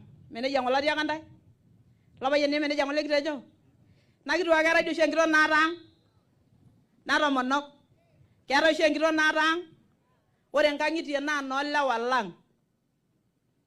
Na ina duo taata ng'ole peekinyakita aja naikash nikishuko enetii meirukoki yiok ena amu mme olosho kimutita ekiretito. Nayieu ake najo ashe oleng'. Natomonok idipa irpayiani enkiguana. Nikash oshi entoki netu eimakini. Ore entoki pookin natipikaki enkutuk aresha ake naji iureisho tadi ake sii enaa enaurisho sinanu. Ama naji entoki natejo olopeny enkang' meesi nintoki alo aas, keeku nyoo kiasita. Nakitu ake toki are nikiasita. Iya. Eji nore kulo payiani lolewa ele sauti linyi ng'ole ake iyiok iyieu.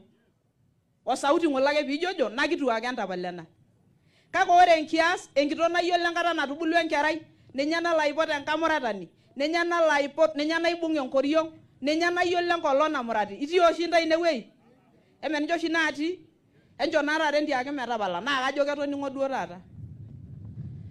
Ore ntoyie, na ore kigira amitu ntae kijo entapal emurata, nikijo nakera esumata, ikuetitata ake torbaribarani. Ore taisere kibol ena sukuul kijo maikena ntoyie naatushukunye, mmerisio natii oyo tenkaraki enutai. Neme likae tung'ani likijo kisho matunutayu. Ayieu najo nakera, irara nkera esukuul. Wasichana mnanisikia? Ekining'ito tanatayie? Ya. Ama mnakasirika sababu ninasema hivyo? Entagoroto kakatejo. Enjo meanyita noong'utunyi oloopapai linyi tonkang'itie, niyiolou ajo ore entoki nikiya dukuya. Totiu enaa kuna tomonok natii ena hema, naa enkisuma ake meeta ai toki. Ekitoning'utuo tinewueji? Najo metamayianitai Enkai. Atejo ashe toltung'ani pookin otabaua. Mheshimiwa Ken, I know your schedule is also tight. Kayiolo ajo kira kumok irkasin. Anara nara itii all over in the constituency. But you just saw it right to be with us today. I cannot take it for granted. Ashe oleng. Nimeshukuru sana. To my sisters and friends, the first ladies. Nasema asanteni sana. Nafikiri PS atawapea nafasi muongee hapa na msalimie wananchi. To my own chairperson, Nancy Barasa, thank you so much. Nimeshukuru sana mama. For the time I've worked with you, umetuelimisha sana. And you showed us the way. And I'm sure the moment we present our report to the president, because I normally tell them, whatever that is in the report, we are not at liberty to announce it here in public, mpaka president mwenyewe announce.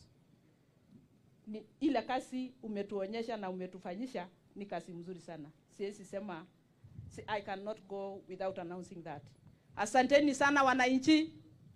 Pokino yetu enewueji, to our partners, tumewashukuru sana. On behalf of the board, I say thank you so much, everyone. Bwana wabariki. I now take this time to call upon the PS.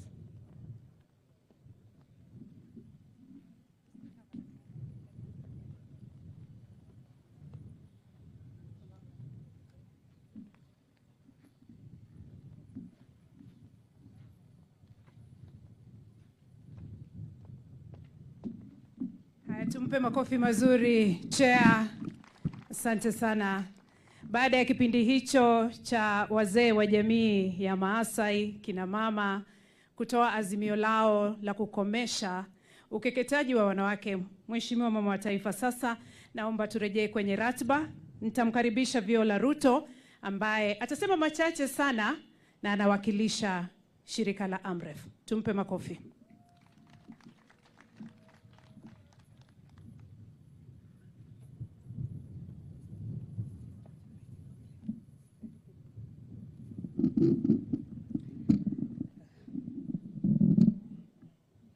Habari nyote.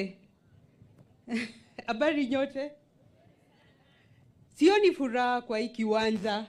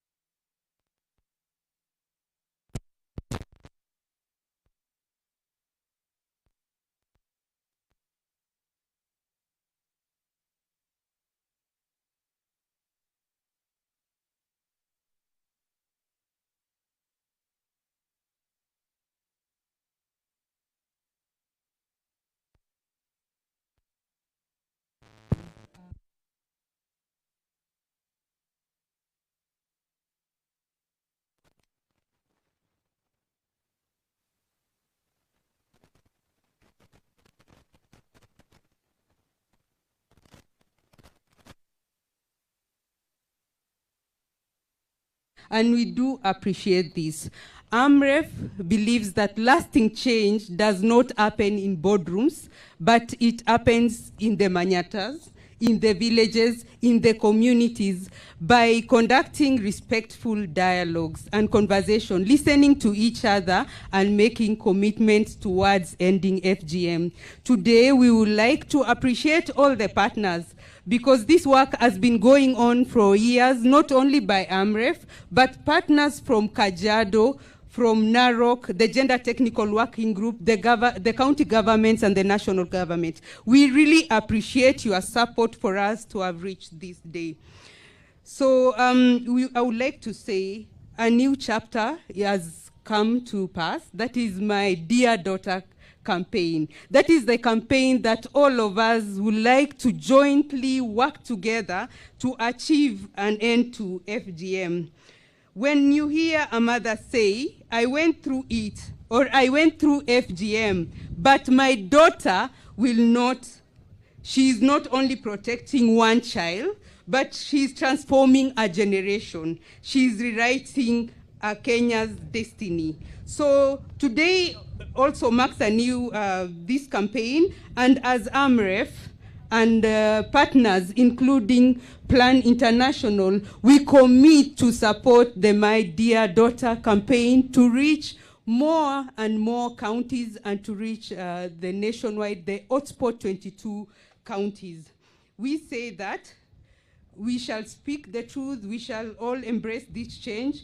FGM, we know that FGM is the driver of child marriage. It cuts short the childhood of our girls. It limits education, and it steals the future of girls.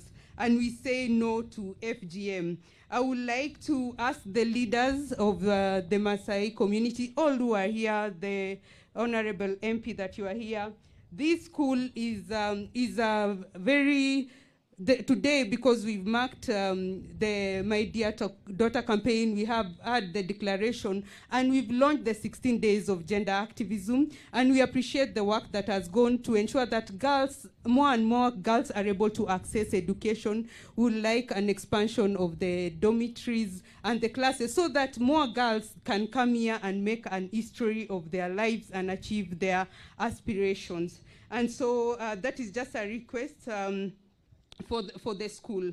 For the road ahead, we have the roadmap, we have the alliances, we have the cultural legitimacy, and we have the determination. What begins here today will echo across Kenya. It will protect girls, expand opportunities, strengthen families, and honor the dignity of every child.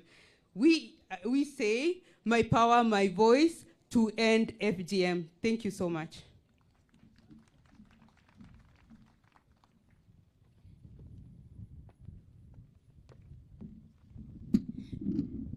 Naomba sasa nimkaribishe Valeria Bonifant, Director General, Italian Agency for Development Cooperation. Welcome.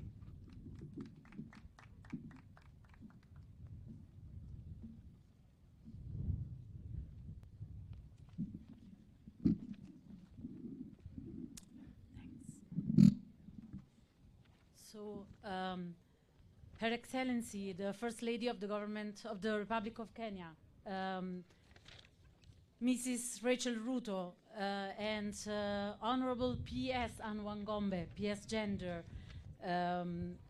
Honorable Nancy Baraza, Dr. Nancy Baraza, all the officers from the governor, the county governor of Narok, who's hosting us today, Mrs. Viola Ruto from AMREF, my colleague Mary from UN Women, and all the representatives from the Directorate of the State Department and Gender and Affirmative Action, all the elders of the Maasai community, all the young people and the mothers and colleagues from development partner organization, NGOs, private sector, and foundation. Ladies and gentlemen, good afternoon once again.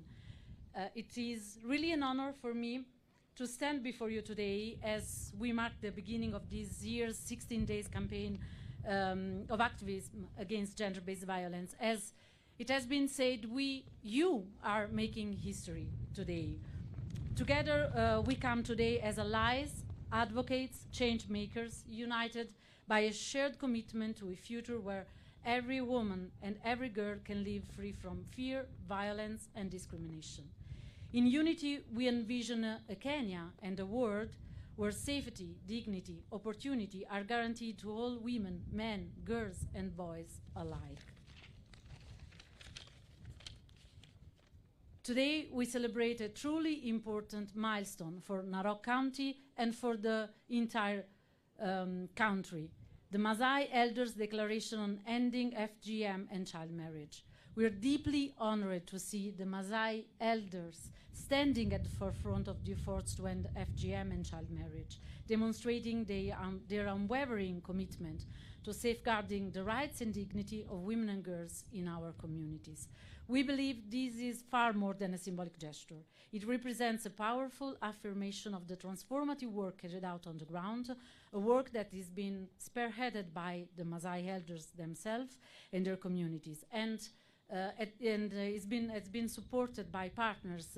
And allow me to be proud of our colleagues from the Italian NGO We World, who was part of this process. The leadership and commitment of the Maasai elders are central to the success of efforts to end harmful practices like FGM and child marriage, and we are proud to stand alongside with them in this critical work.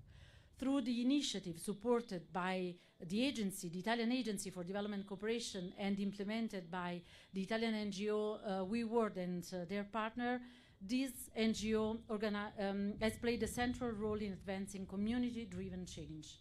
They supported the Narok Gender Technical Working Group to develop a strategic plan that paved the way for today's historical declaration.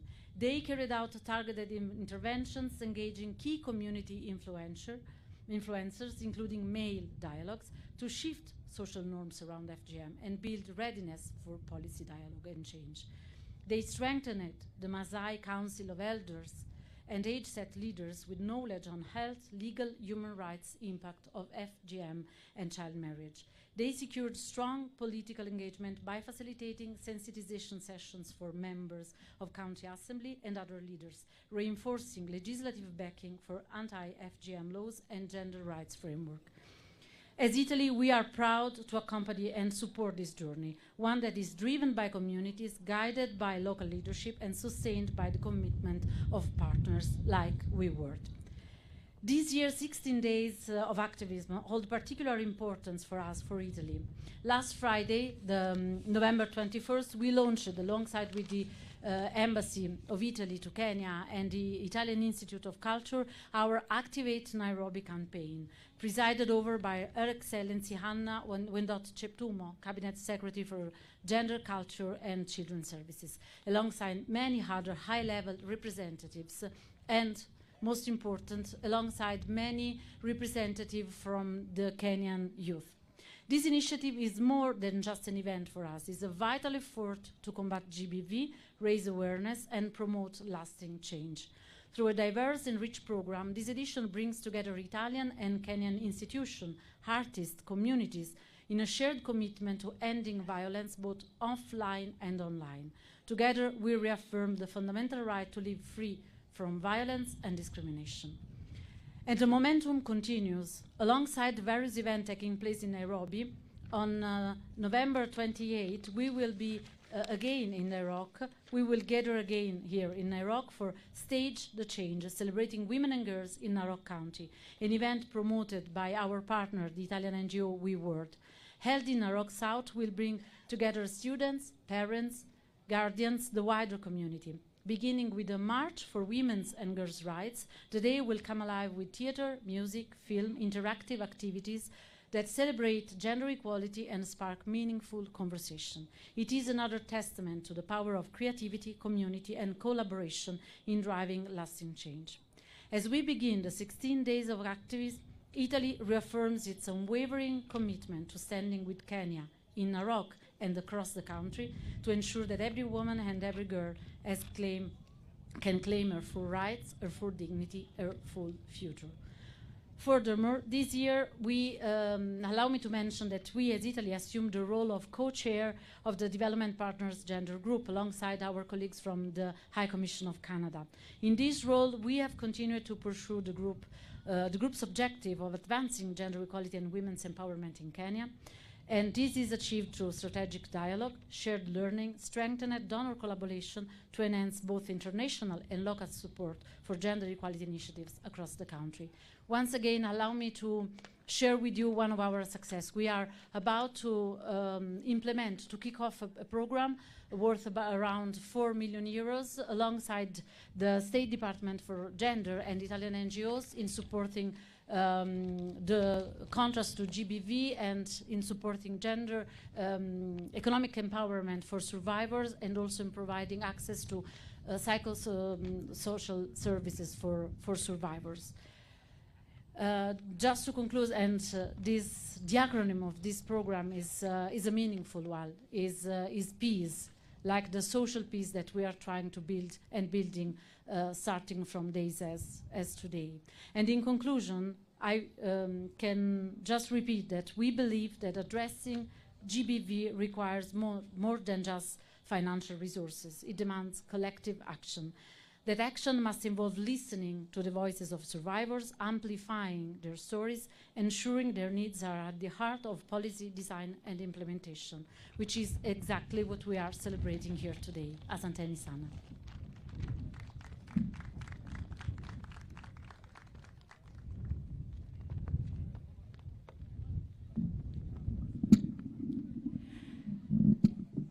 Mheshimiwa Mama wa Taifa, sasa naomba kumkaribisha kamishna wa kaunti hii aweze kuwatambulisha viongozi wa serikali kuu walioko hapa, na vile vile aweze kumkaribisha katibu Ann aweze kuendelea na ratiba.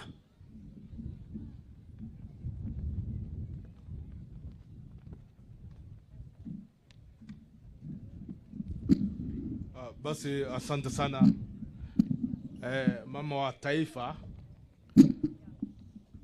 Your Excellency Mama Rachel Ruto, pia mama wetu wa kaunti wa jimbo la Narok, wenzake kutoka Kajiado na Marsabit, na pia PS wetu wa Jenda, mbunge wetu wa eneo hili Mheshimiwa Ken Aramat, wazee ambao wamekuwa hii sherehe siku ya leo hapa Suswa, wazee wa Kimasai, pia Madam Ipato Surum ambaye anasimamia anti body ya NJGM, viongozi wa dini mbalimbali na madhehebu mbalimbali ambao wako hapa siku ya leo, wadau stakeholders ambao wako siku ya leo hapa, na pia kina mama, watoto, na pia wafanyakazi wote ambao katika jimbo letu ya Narok, wa county na pia wa national government ambao wako hapa, na pia viongozi wa tabaka mbalimbali ambao wako hapa. Amjambo. Amjambo tena. Basi mimi nitakuwa msemaji ya mambo machache. Ni yangu ni kukaribisha Mama wa Taifa katika hii sherehe siku ya leo ambayo ni siku muhimu katika jimbo letu. Mama wa Taifa, karibu sana na kukaribisha, kwa sababu hii ni siku ambayo ni muhimu. Tumekusanyika hapa kufanya uamuzi na kauli ambayo ni muhimu sana katika nchi yetu, na ni kauli ambayo najua imechukua muda mrefu sana watu kukubali kumaliza male mabaya na mila na desturi na pia tabia ama itikadi ambayo ishapitwa na wakati, na ni pia mila ambayo inafanya kudhulumu, inafanya kunyanyaza, inafanya kutesa, na inafanya kukandamisha kina mama na watoto. Kwa hivyo ni siku ambayo tumekuja sote hapa kushuhudia hii siku muhimu. Kwa hivyo bila kupoteza wakati, mimi niseme tu, sisi kama wadau wote vile tumetajwa hapa, sisi tuko tayari kushirikiana na viongozi na jamii ambao wamefanya uamuzi na kauli ambayo ni ya muhimu na ni kihistoria katika nchi yetu ya Kenya. Kusema kweli, hii ni eneo ambayo tuna wale washikadau ambao tunapambana na mambo ya hii kunyanyasaji na mambo ya kuteza watoto na wamama, ni mali ambayo imekita mizizi, lakini nashukuru kwa bidii na kushirikiana na wadau, sisi tunaona kama kuna mwangaza kule mbele. Kwa sababu tukishirikiana hivi tutafaulu, na Mwenyezi Mungu atatusaidia kuhakikisha watoto wetu na wamama wetu mambo ya kubagua itakuwa ni historia.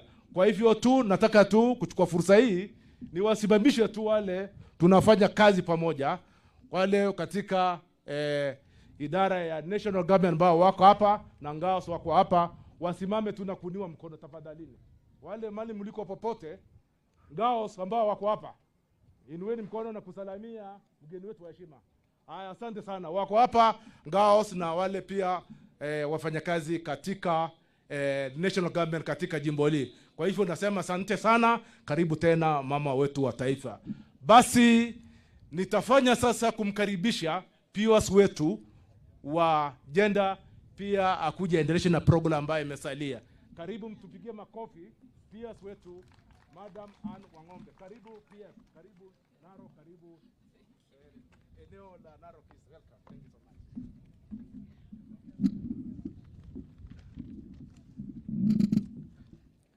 Mheshimiwa Rachel Ruto, mama wa taifa wa Jamhuri ya Kenya, Mheshimiwa wa eneo hili Ken, County First Ladies, mabalozi waliopo, mwakilishi wa UN Women, wabunge waheshimiwa, wageni waheshimiwa, habari zenu. Good afternoon. Mungu ni mwema na kila wakati. Your Excellency, with your permission, before I continue, allow me to recognize the First Ladies and invite the First Lady of this county to come and give her remarks.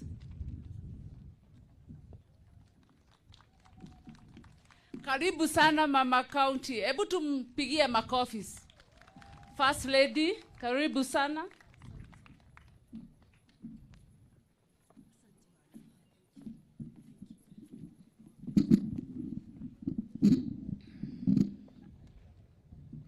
Your Excellency, the First Lady of the Republic of Kenya, Mama Rachel Ruto, County First Ladies, Mheshimiwa Ramat, waheshimiwa wengine wakuu wa serikali yetu kuu, na wafanyikazi wengine ama wakuu wa serikali yetu ya county, wananchi wote, amjambo. Amjambo tena. Nisalimie tu hivi, amjambo. Mko na furaha? Mko na furaha?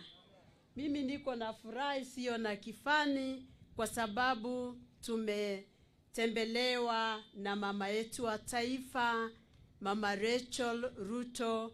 Tunakupenda sana mama kwa kukubali kuja kushuhudia hii vital historical declaration ambayo our local elders, elders walikuja leo kuweka sahihi kwamba wamekubaliana na sisi tuache ukeketaji ya wasichana. Mama, tunakupenda sana na tunakukaribisha Narok, na asante kwa kukubali kuja kuwa mheshimiwa ama chief guest wa siku ya leo. Wananchi, tupigie mama makofi. Hebu tumkaribishe mama. Tukaribishe wageni. Mimi niko na furaha tele siku ya leo. Na mama, tunakupenda sana. Na ufikishe baba yetu habari kwamba tunampenda sana sana kwa kazi nzuri ambaye anatufanyia sisi wote. Nataka tu kusema, sitakuwa na maneno mengi, nataka kusema yale ambaye tumeweka sahihi siku ya leo. Sisi wote tumekuwa washahidi kwamba wazee wa mila wa Kimasai mumeweka leo kidole kwamba ukeketaji tumekataa.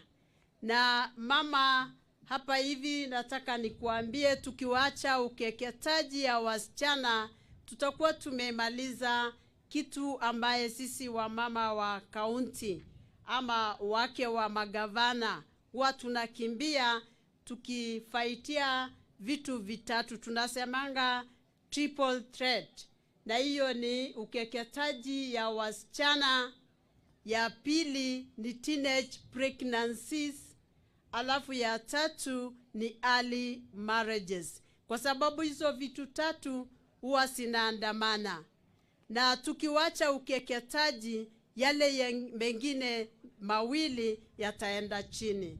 Pia tungeweza kuomba tu kwamba sisi wote tuweze kukomesha mambo na gender violence. Na gender violence inakuwa kwa pande zote mbili, kwa kina wasichana ama kina mama na pia kwa vijana.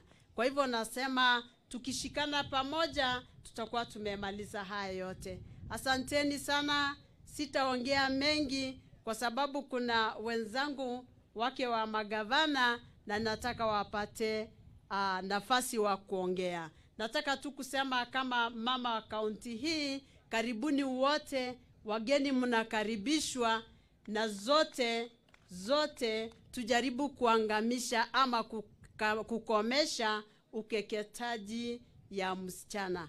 Asanteni sana, Mungu awabariki na msikie mko huru. Hapa ni nyumbani, nimewakaribisha nyie wote. Asante.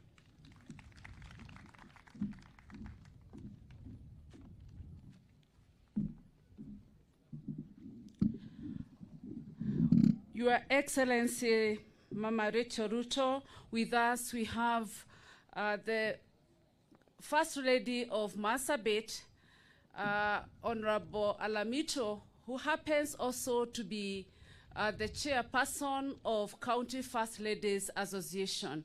Karibu sana, utuambie machache.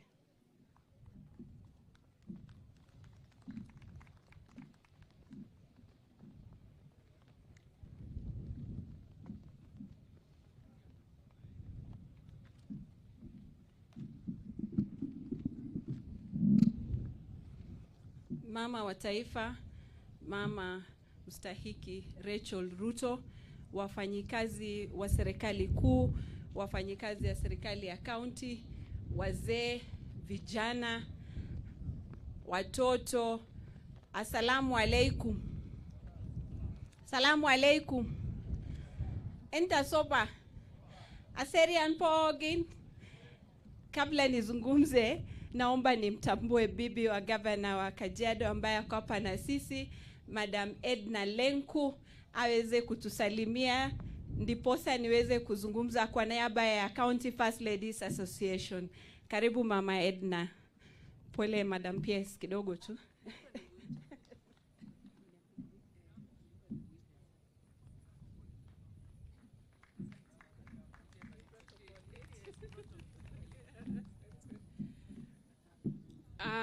Mstahiki Mama Dada Rachel Ruto, wafanyikazi wote wa serikali kuu, wafanyikazi wote wa county, wananchi wa Narok County, wafadhili wote muliofika hapa, hamjambo. Jina langu ni Edna Lenku. Mimi ndiye mkewe Gavana Ole Lenku kutoka kule Kajiado County, na nimefurahia kufika eneo hii ili kuweza kuungana mkono na kina mama wenzangu. Mimi sina mengi ila kuwaletea habari kutoka Kajiado. Kule Kajiado sisi tuko mstari wa mbele katika maneno ya kusimamisha ukeketaji. Kajiado County tunafanya kazi hii na wazee kama vile wazee wa leo wamekuwa hapa. Tunafanya kazi na wamama waliofanya ukeketaji, na pia tunafanya kazi na wake wa MCAs. Hapo ni kusema kwamba mama wetu wa taifa, kazi lako ukiingililia kusema kwamba kazi hii ikome, itaweza. Wewe nenda mstari wa mbele, sisi tukushike hapo nyuma, wake wa MCA nyuma, na pia wanakijiji watahakikisha kwamba kazi hii inasonga mbele. Kajiado County tuliweza kutengeneza policy ya kwanza Kenya mzima ya anti-FGM, na ni kitabu ama document ambayo tunajivunia kule Kajiado. Tuko harakati ya kuimplement maneno ambayo tuliyoandika hapo. Kwa mfano, mwaka wa 2014 ukeketaji kule kwetu ilikuwa 76%. Mpaka wa leo sasa ukeketaji imeteremka ikafika 22%. Kazi hii inawezekana. Akina mama wenzangu, ninawatia moyo kwamba katika jamii yetu ya Kimasai, wazee ndio wanaobeba nyota ya jamii. Lakini pia sisi tuko nyuma yao. Na tumesema kwamba hatutaki ukeketaji. Tumekuja hapa kusimama wote kama wamama kutoka nchi nzima kuja kuhakikisha kwamba tunaacha ukeketaji. Hili ni jaribio la litimasi ya kuhakikisha kwamba tukifaulu kusimamisha ama kumaliza ukeketaji kwa ajili ya kujenga taifa letu, hakuna kitu sisi kama kina mama tutashindwa. Kwa hivyo tujitie moyo, tufanye kazi kwa umoja, tukijua mama ndiye kinga ama pila ya jamii. Asanteni sana, ninawakaribisha kule Kajiado nyote. Mungu awabariki.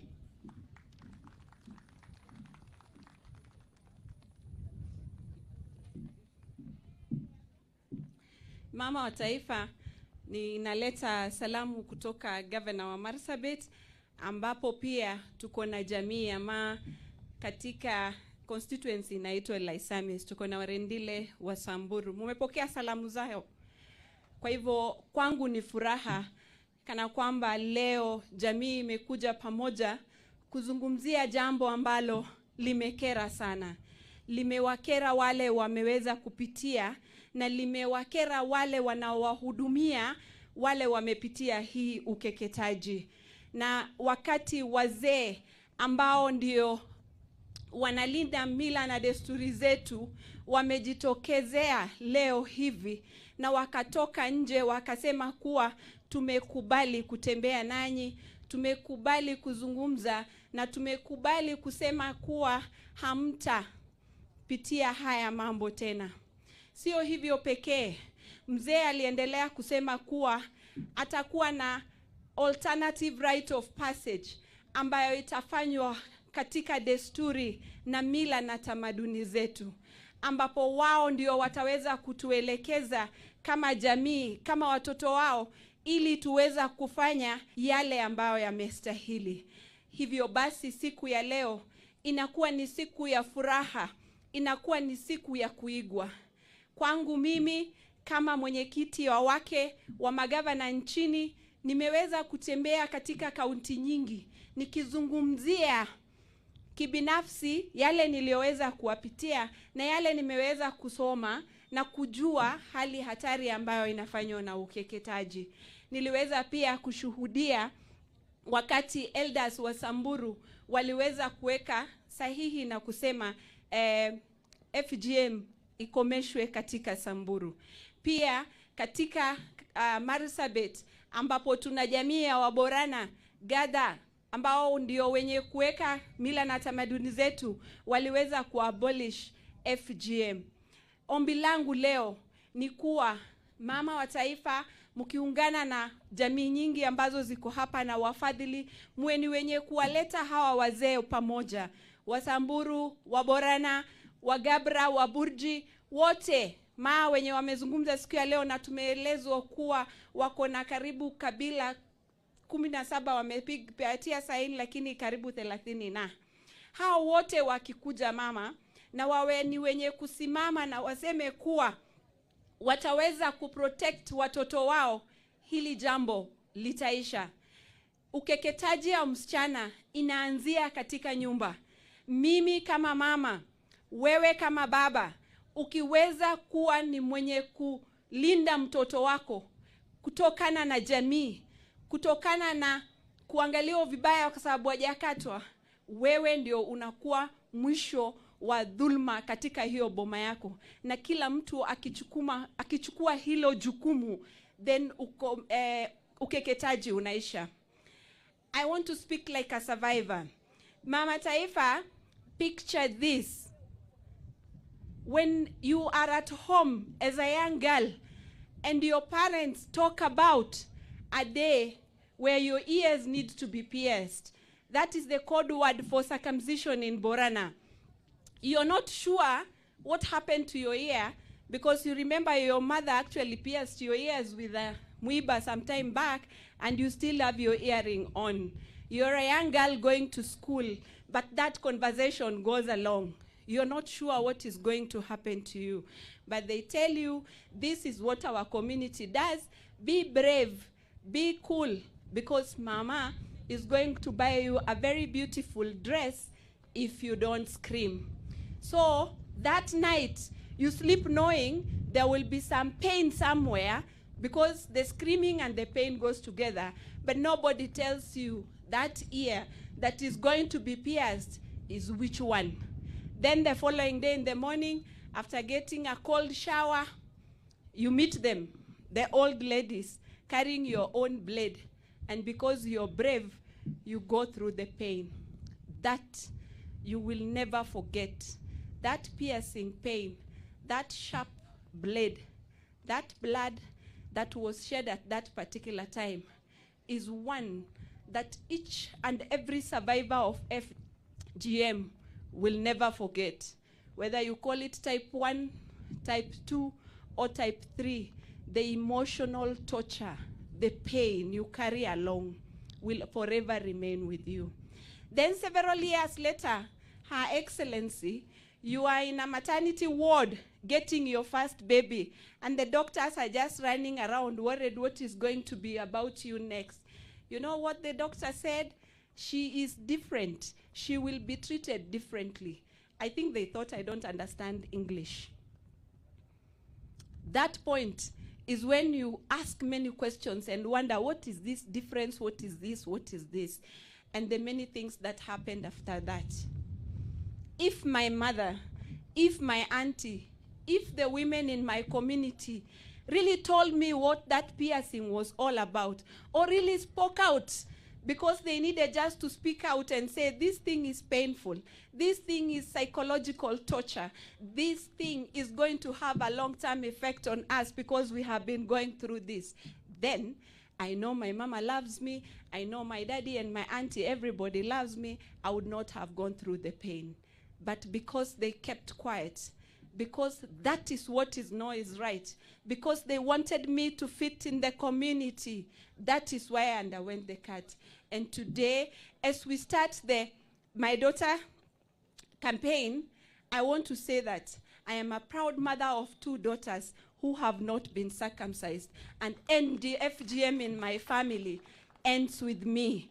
FGM in your family ends with you as a woman, because today the dads have spoken, the grandparents have spoken, our brothers, our uncles have spoken. Those who have been denying us the right to attend rituals that are meant to be for women, those who thought that not being circumcised meant being unclean, those who thought that we were not fit enough to stand for political positions because we have not been cut, have today spoken. So I pray that women, because we are the perpetrators, we should not keep quiet. We should voice the pain. We should relieve the psychological torture that we went through and say that FGM will end with our generation. We will speak out. Thank you so much, Mama, for taking the lead. We are ready to walk with you. We are ready to walk the talk, Mama. We all need to cheer you. We are marathoners in Kenya. We will not do the short races. We will do the long race. And like our famous Maradona said, no human is limited. We are not limited. And if today we make this declaration today, we are very sure that at least in Kenya, in the 21 hotspot countries, if word spreads today that Her Excellency Mama wa Taifa, Mama Rachel Ruto, has witnessed the Big Ma declaration, then FGM will end in the pastoralist community. Tukomeshe ukeketaji. In Marsabit, this is how we say it, and I want you to say with me. Watu wa Marsabit wanasema, intukina, inkutina. Don't touch, don't cut. Thank you very much. May God bless you.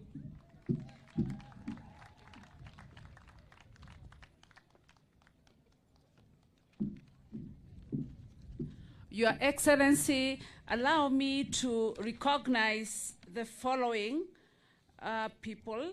We have Mele Wajiro representing UN Women, and after this you're going to give us some remarks. Your Excellency, we have Lilian Kilwake from UNICEF. We also have Alberta Wabua, the Executive Director of GVLC, Nairobi Women's Hospital.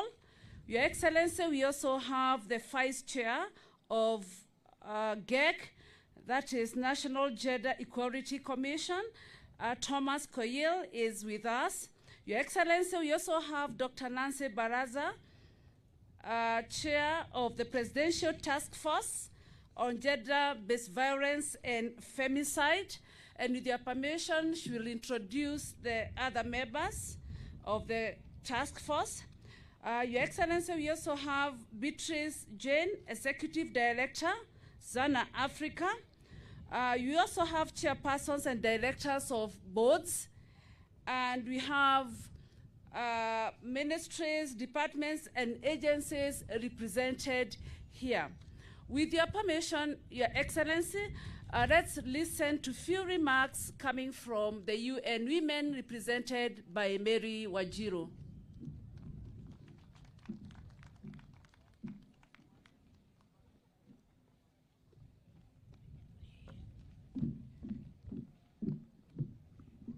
Thank you very much, Madam Pierce. Your Excellency, the First Lady, all protocols observed. It's a great pleasure to be here. And I bring greetings from Madam Antonia, who has had to leave for the AU. Madam Pierce is well aware of the meeting at the AU for UNECA. It's such a great pleasure. It's been 30 years of this campaign of ending violence against women and girls, dubbed 16 Days of Activism. And I would call upon us today to start looking at 365 days to end violence against women and girls. What we've witnessed here, for me, for sure, Raju, it was very emotional to just see elders come, to see girls come, to see all of us really look with a lot of passion. It is a day that we cannot forget. And I hope that it's a day to taiga.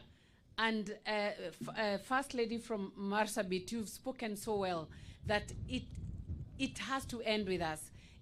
All violations have to end with us. Sahi kuna TFGBV ambayo inatatiza watoto wengi sana. Na ndio maana hata hii 16 days ina end all violence against women and girls, GBV, but more importantly also TFGBV. Hizi rununu ambazo tunazo, ambazo zinafanya hata watoto wengi wajitoe maisha kwa sababu ya ile dhulma ambao wanapitia. So we thank you for being able to witness with us this day, but also that Kenya has made great strides, very great strides. Saa hii hatuwezi sema tuko kule tulikuwa nyuma. Sheria zipo, watu wameelimishwa vipi ambavyo watakomesha dhulma. So tunategemea sisi wote, and it's all about all of us, all hands on the deck, Hakuna mzuri, hakuna mdogo, hakuna mkubwa. Sisi wote tukijiweka hapo, tutaweza kukomesha dhulma kutoka nyumbani hadi kwa jamii, hadi sokoni, popote pale, na Kenya itaweza kusonga mbele. Sisi wote tukisonga mbele, tutaweza kuona taifa ambalo kila mara tunatabasamu kwa sababu tuna peace, tuna amani nyumbani, tuna amani makazini na popote pale upo. Kwa niaba ya UN tunakushukuru, nina wenzangu kutoka UNICEF, tunawashukuru na tunashukuru sana Madam PS kwa hii nafasi ya kuweza kusalimia wananchi. Asanteni sana.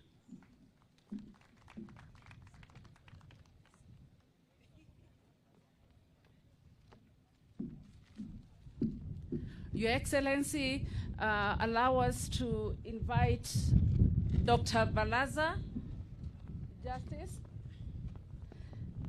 to give few remarks.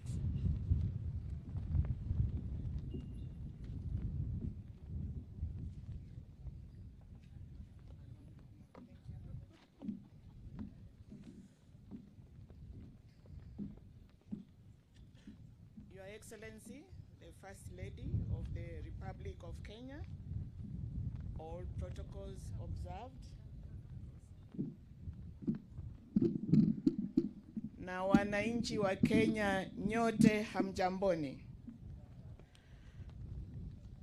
Thank you very much for this opportunity, and thank you for the invitation, Madam PS, for me to be here with the esteemed Kenyans to witness this very, very historic occurrence in our country's history. Na nyinyi wa Masai mjue kwamba mnaheshimika kwa nchi hii yote. Wa Masai wakisema kitu, kila mahali tunasikiza. Huko Western, huko Coast, huko Northern, huko Nyanza, kila mahali mnaheshimika. Na mkisema kitu, hii nchi inasikia. Sasa haya maneno ambayo mmetenda leo ni lesson kubwa kwa hii nchi yetu. Nyinyi mkisema hakuna kukeketa wasichana wetu, nchi itasikiza.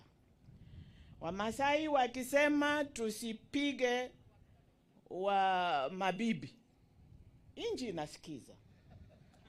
Kabisa, nyinyi ni watu ambao watu tunasikia. Hata nimesema, mungesema hakuna kupiga wa mama, kila mtu atasikia. Okay? Na ninataka tu kuwashukuru kwa hii kitendo ambacho mmefanya leo. Kenya it has taken great strides. Tulikuwa New York mwaka huu mwezi wa March. Na Madam PS akanipa opportunity to present the country report on FGM. The report had been prepared by your own girl, Madam Ipato, the CEO who has been here. Na mimi nika present huko kwa dunia yote inasikiza. Nilipomaliza wakasema Kenya is the best. Na wakakuja kuuliza, nyinyi mumefanya nini? Mumeshuka kutoka 70%, mumefika 25%. Dunia yote sasa inatufuata kuuliza, mumefanya mikakati gani ndio mmeshuka namna hii? Sasa kitendo kama kile mmefanya leo ni kitendo cha muhimu. Dunia yote itakuja kusoma kutoka kwetu. Na nyinyi wa Masai ndio mnatuonyesha nchi ya mzuri. And Your Excellency, I was privileged to chair the Presidential Task Force on Gender-Based Violence, including femicide. That was a great step by the Republic of Kenya and by His Excellency, the President of the Republic. Nobody else in Africa, no country in Africa has ever taken a step to address issues of gender-based violence.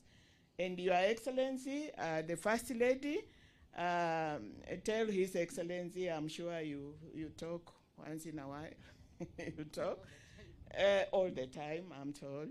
That is a historical step and we have presented our report. If it is implemented, and His Excellency is very determined to implement that report, Kenya is going to be a country of equity, of equality, a country which respects the human rights of both men and women. And thank you so much, Madam PS, for inviting me. Thank you. Asante sana. Your Excellency, we are going to have our second last speaker, and that is Mheshimiwa wetu, Mheshimiwa Ken wa eneo hili. Tumkaribishe kwa makofi. Na huyu mheshimiwa wenu ni fire si fire. Fire si fire. Aya, karibu sana mheshimiwa wetu.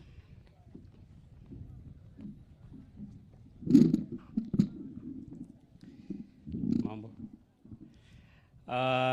Your Excellency, Mama wa Taifa, Madam Rachel Ruto,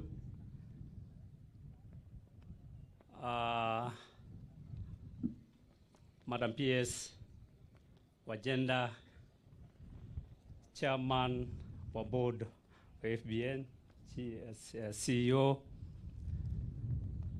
First Ladies wa county zetu mbili ya Narok na Kajiado, na chair wao wa Marsabit, ormaasai pookin ootasatote na matudumusi Enkai mesisi Yesu oleng.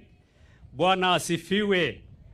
Ama erorokoki dei itashe eshe kesumash. Bwana asifiwe.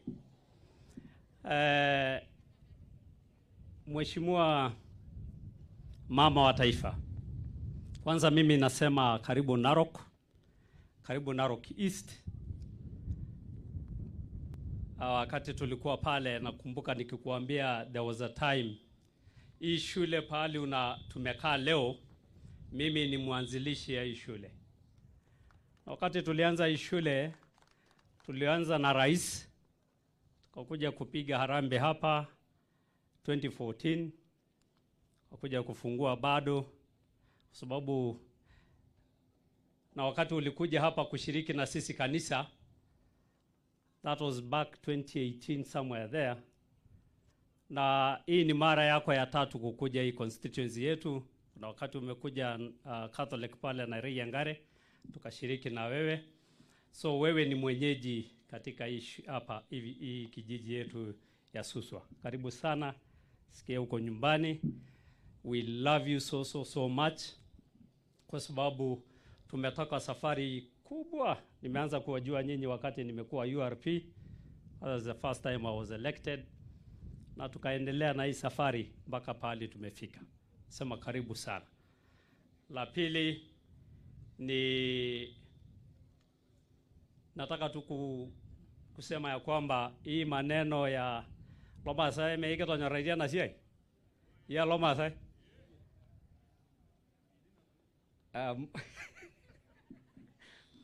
Nilikuwa tunaongea na Mama Rachel akaniambia, kwa nini upigi makofi vizuri? Kaambia hebu tuangalie ile tent. Loma Sai meike tonyaraidia na siai. Ishunye pi. Ketonyaraidia. Tudumusi Enkai nitoja ishunye. Asanteni sana. You know, this issue ya gender na kutayarisha wasichana ni kitu ambayo imepitwa na wakati. But I was telling Mama wa Taifa ya kwamba we need to do more than this. I think you need me to be more aggressive so that we reach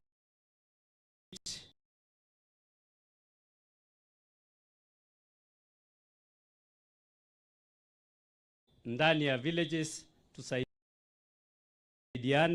Pahali mimi naweza nasaidia, pahali hao wazee wanaweza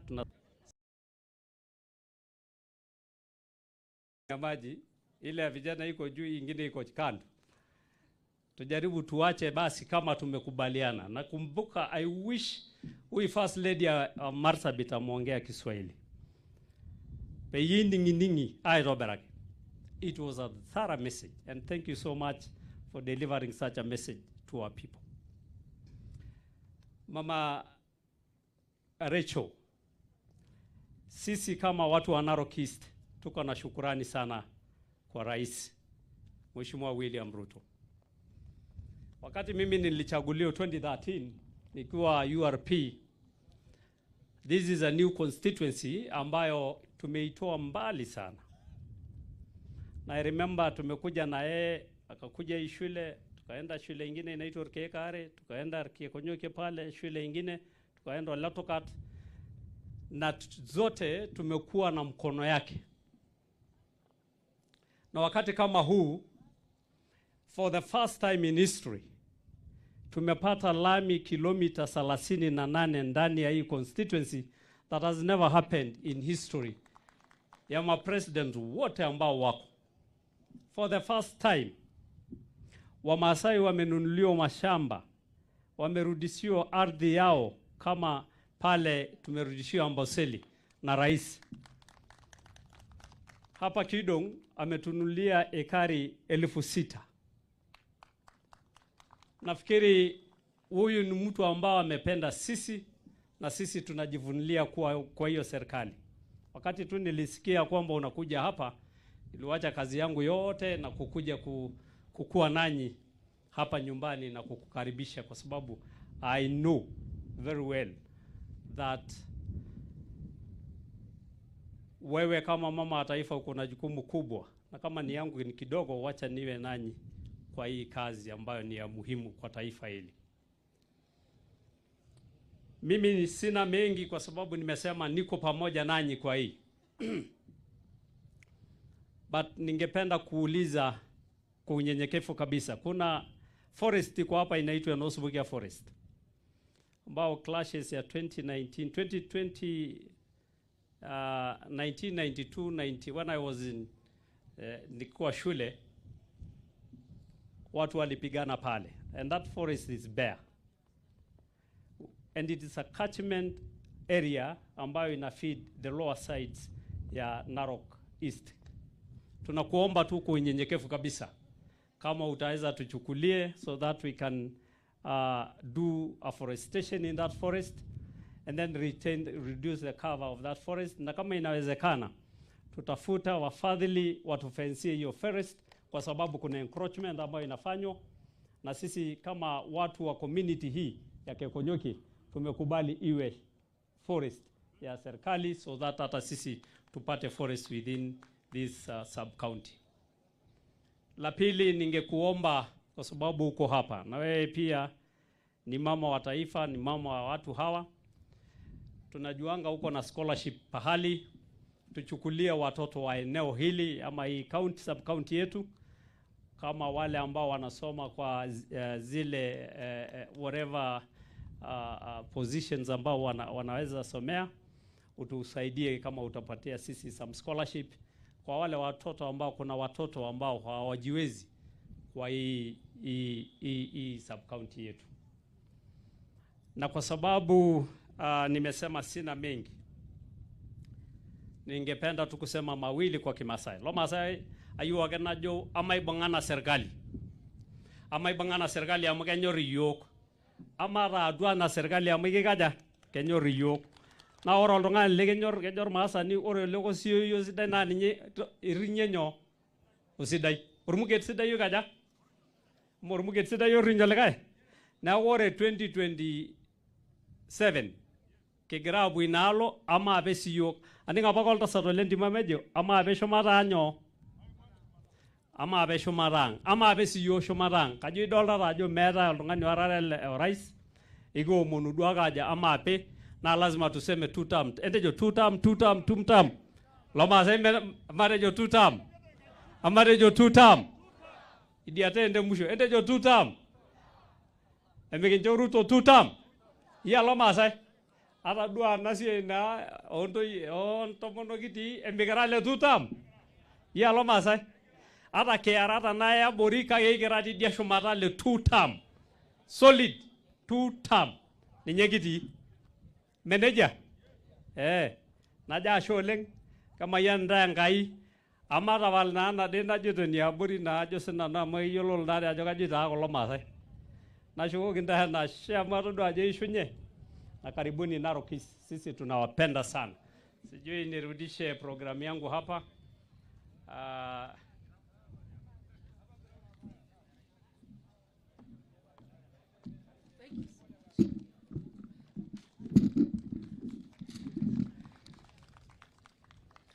Your Excellency, sorry, I am recognizing people in bits and pieces. With us, we have Dr. Tekra Tum. She's the gender advisor in the Office of the President.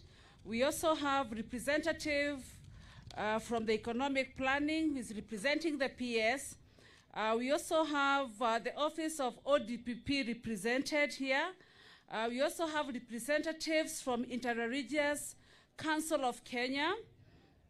We also have Professor Simon Onywera with us.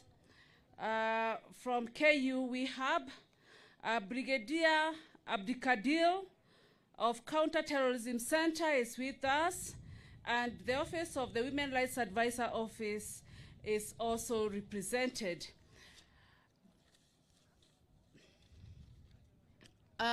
Before I call our distinguished chief guest today, nataka kuwashukuru sana wazee wa Masai. What you have done is ni heshima sana kwetu. Kwa hivyo hata mimi nasema nyinyi ni fire. Fire si fire. Fire si fire. Na mama wetu Lechoruto ni fire si fire. Si mmefurahi sana kuwa na yeye hapa. Asanteni sana. Now, distinguished guests, partners, and advocates, it's now my distinguished privilege and honor to introduce our next speaker.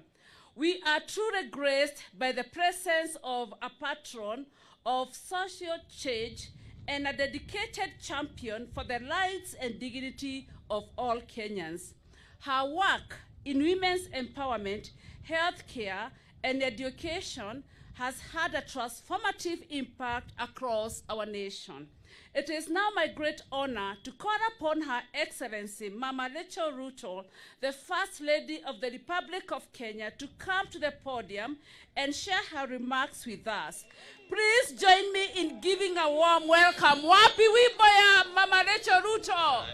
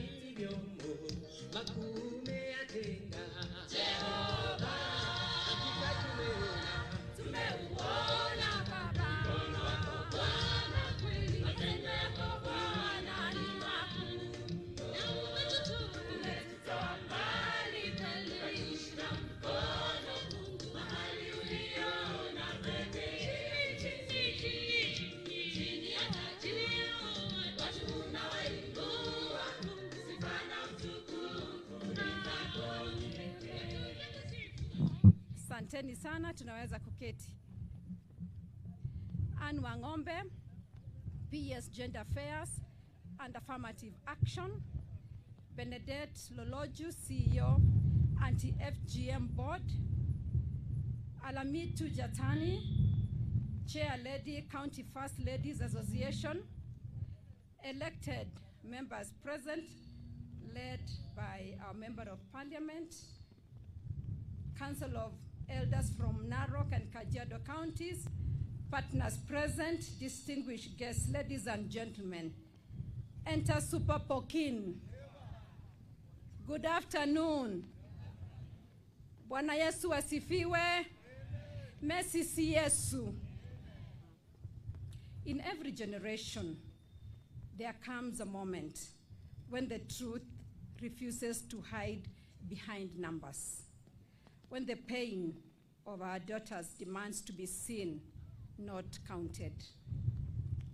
There are moments in our nation's life when statistics become stories, when numbers begin to breathe, and when data turns into daughters. I bring you warm greetings from His Excellency President Dr. William Samoei Ruto. The President stands firmly with us in this national mission, and he believes, as we do, that the safety and dignity of our girls is not just a woman's issue. It is a Kenyan issue, a moral issue, and a generational responsibility. As we gather here at the start of the global 16 days of activism against gender-based violence and the My Dear Daughter campaign, I cannot help but see their faces. The little girl in Narok whose laughter stopped the day she was told she must become a woman. The teenager whose dreams were not interrupted by failure, but by a blade that leads to silence. These are not stories from far away. These are our children, our daughters, our Kenya. Ladies and gentlemen, today is different because today we are not standing in silence. We are standing in defiance. Today, we are not mourning circles of harm. We are rewriting a future of hope. Yes, Kenya has made progress. Our national prevalence of FGM has declined from 21% in 2014 to 15% in 2022. This is encouraging. This is commendable, but this is not enough. The Ministry of Gender, Culture, and Children's Services, through the Anti-FGM Board, remains a critical institution in this effort. I wish to commend the board for initiating the review of the Prohibition of FGM Act 2011 to ensure the act is strengthened, responsive, and more enforceable. In 2022 counties, the prevalence remains unacceptably high, high enough to cost girls their childhood, high enough to cost families their future, high enough to demand that we raise our voices, not tomorrow, not someday, but now. FGM and child marriage are not cultural events. They are not rites of passage. They are violations. They are violence. They are the theft of innocence, agency, and life itself. Yet in the middle of this turmoil, something shifted. The Maasai elders of Narok and Kajiado chose to declare, no more, not in our time, not to our daughters. This is a national turning point. This is a community taking ownership of change. These are fathers rising as protectors and also following in the footsteps of the Samburu, Pokot, and Sabaot communities who have walked this journey already. I stand here today in deep admiration of the elders, the community leaders, the women's groups, AMREF Health Africa, and the Ministry of Gender, Culture, and Children's Services, who said, let our culture evolve, but let our girls live. It is a healing moment, a moment Kenya will remember. Today, we launched something beautiful, something intimate, something deeply African. We launched the My Dear Daughter campaign. It is a movement of mothers, fathers, mentors, and youth declaring that every daughter deserves to walk into womanhood with dignity, not scars. It is a national love letter from Kenya to her girls, assuring them that their dreams matter and are valid. This campaign will be a nationwide survivors and mothers-led initiative. It will be aimed at catalyzing intergenerational dialogue, enhancing community accountability, and promoting legal, policy, and cultural shifts to eliminate FGM and child marriage. The campaign invites mothers to publicly commit to abandoning FGM and protecting girls' rights to be complete, untouched, and healthy, alongside their rights to education and dignity. By empowering mothers, by giving them the language, confidence, and community to protect their daughters, we create a force stronger than any harmful tradition. This is a campaign that does not begin in boardrooms, but in living rooms. Not in reports, but in relationships. Not in policy, but in the heart. Because the truth is simple. A mother is the first fence. A mother is the first teacher. A mother is the first shield. This is how nations change. One household at a time, one daughter at a time, one conversation at a time. Ladies and gentlemen, the eradication of FGM is not optional. It is not negotiable. It is not a suggestion. It is a cornerstone of the Kenya Kwanza government's women's agenda. This administration stands firmly with every girl, every mother, every community that chooses life, dignity, and progress. We are not here to fight culture, and I repeat, we are not here to fight culture. We are here to advocate for safety, eradicate fear, and end silence. And we will not stop until FGM and child marriage become stories our grandchildren read about, not realities they lived through. As a mother of this nation, this is my clarion call to our fathers: protect your daughters with the same strength you use to lead your homes. To our mothers, speak boldly, teach fearlessly, stand bravely. To our community elders, use that wisdom not to defend the errors of the past, but to safeguard the dignity of the future. To the chiefs and sub-chiefs, use your authority to enforce our laws without compromise and ensure every girl is safe within the boundaries of your jurisdiction. To our religious leaders, we ask you to use your pulpits and your teachings to uphold the sanctity of life and the protection of the vulnerable. To our teachers, be the eyes that see early and the voices that intervene. To our partners and civil society, work with us and support this mission.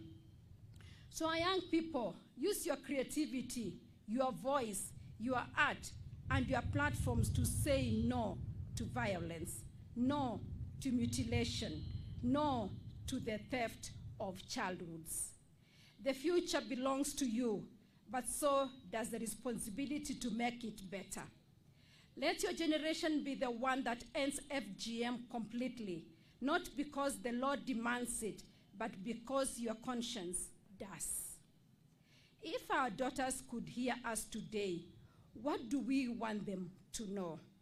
That their bodies are sacred, that their dreams matter, that their lives belong to them, not to culture, not to pressure, not to fear, that they are the future and that Kenya will protect them. Let today be remembered as the day Kenya said, no more scars, no more silence, no more stolen childhoods.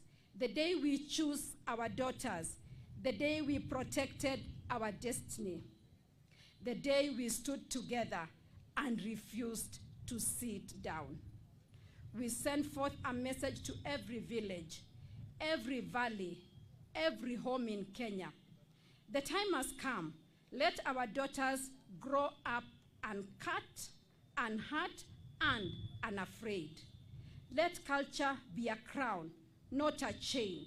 Let fathers, mothers, elders, administration, religious leaders, and youth unite in one solemn vow that never again shall a girl's worth be measured by a blade.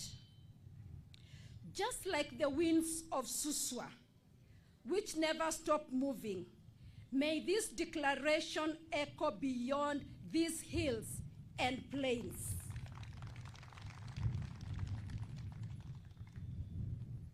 Let me repeat that. Just like the winds of Suswa, which never stop moving, may this declaration echo beyond these hills and plains. Thank you, Ashe Oleng. May God bless every girl in Kenya. May God bless our mothers.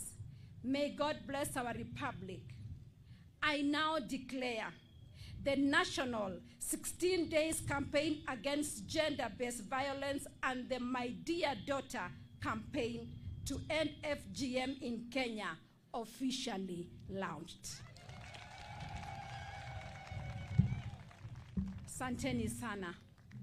Nafikiria maneno tumeongea na singependa kurudia zaidi ya yale ambayo yamesemwa na wote ambao wamesimama hapa kusema. Lakini jambo moja tu ambalo ningependa kuacha na sisi sote kama vile nimesema ni kwamba hili suluhisho la kukomesha FGM, ukeketaji wa wasichana wetu, utaisha na sisi kama familia. Kwa kina baba, kwa kina mama. Wakati tunaketi katika sebule zetu, tujue kwamba wakati tunaongea, tutamaliza hili shida ya kukeketa wasichana wetu. Asanteni sana. Mungu awabariki.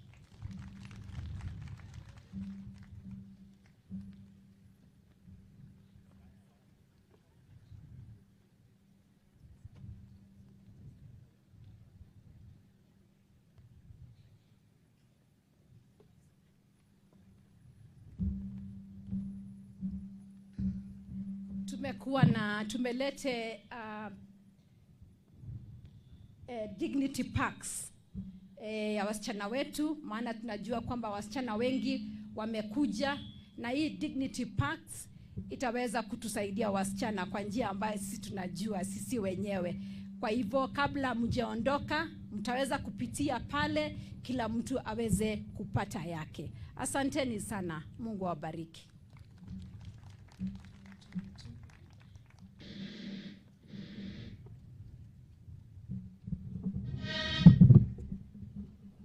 Naomba tafadhali sote tusimame. Tunafikia mwisho wa ratiba yetu mchana.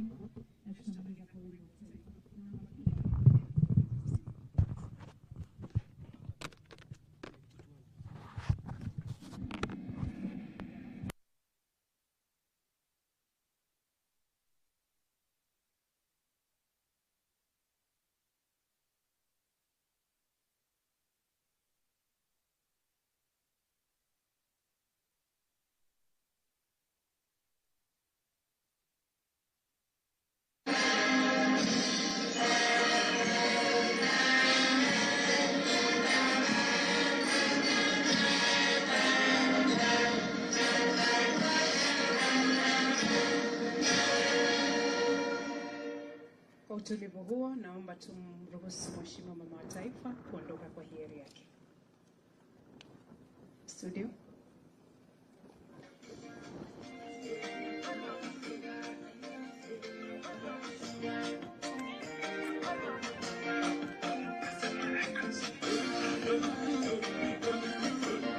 Hey.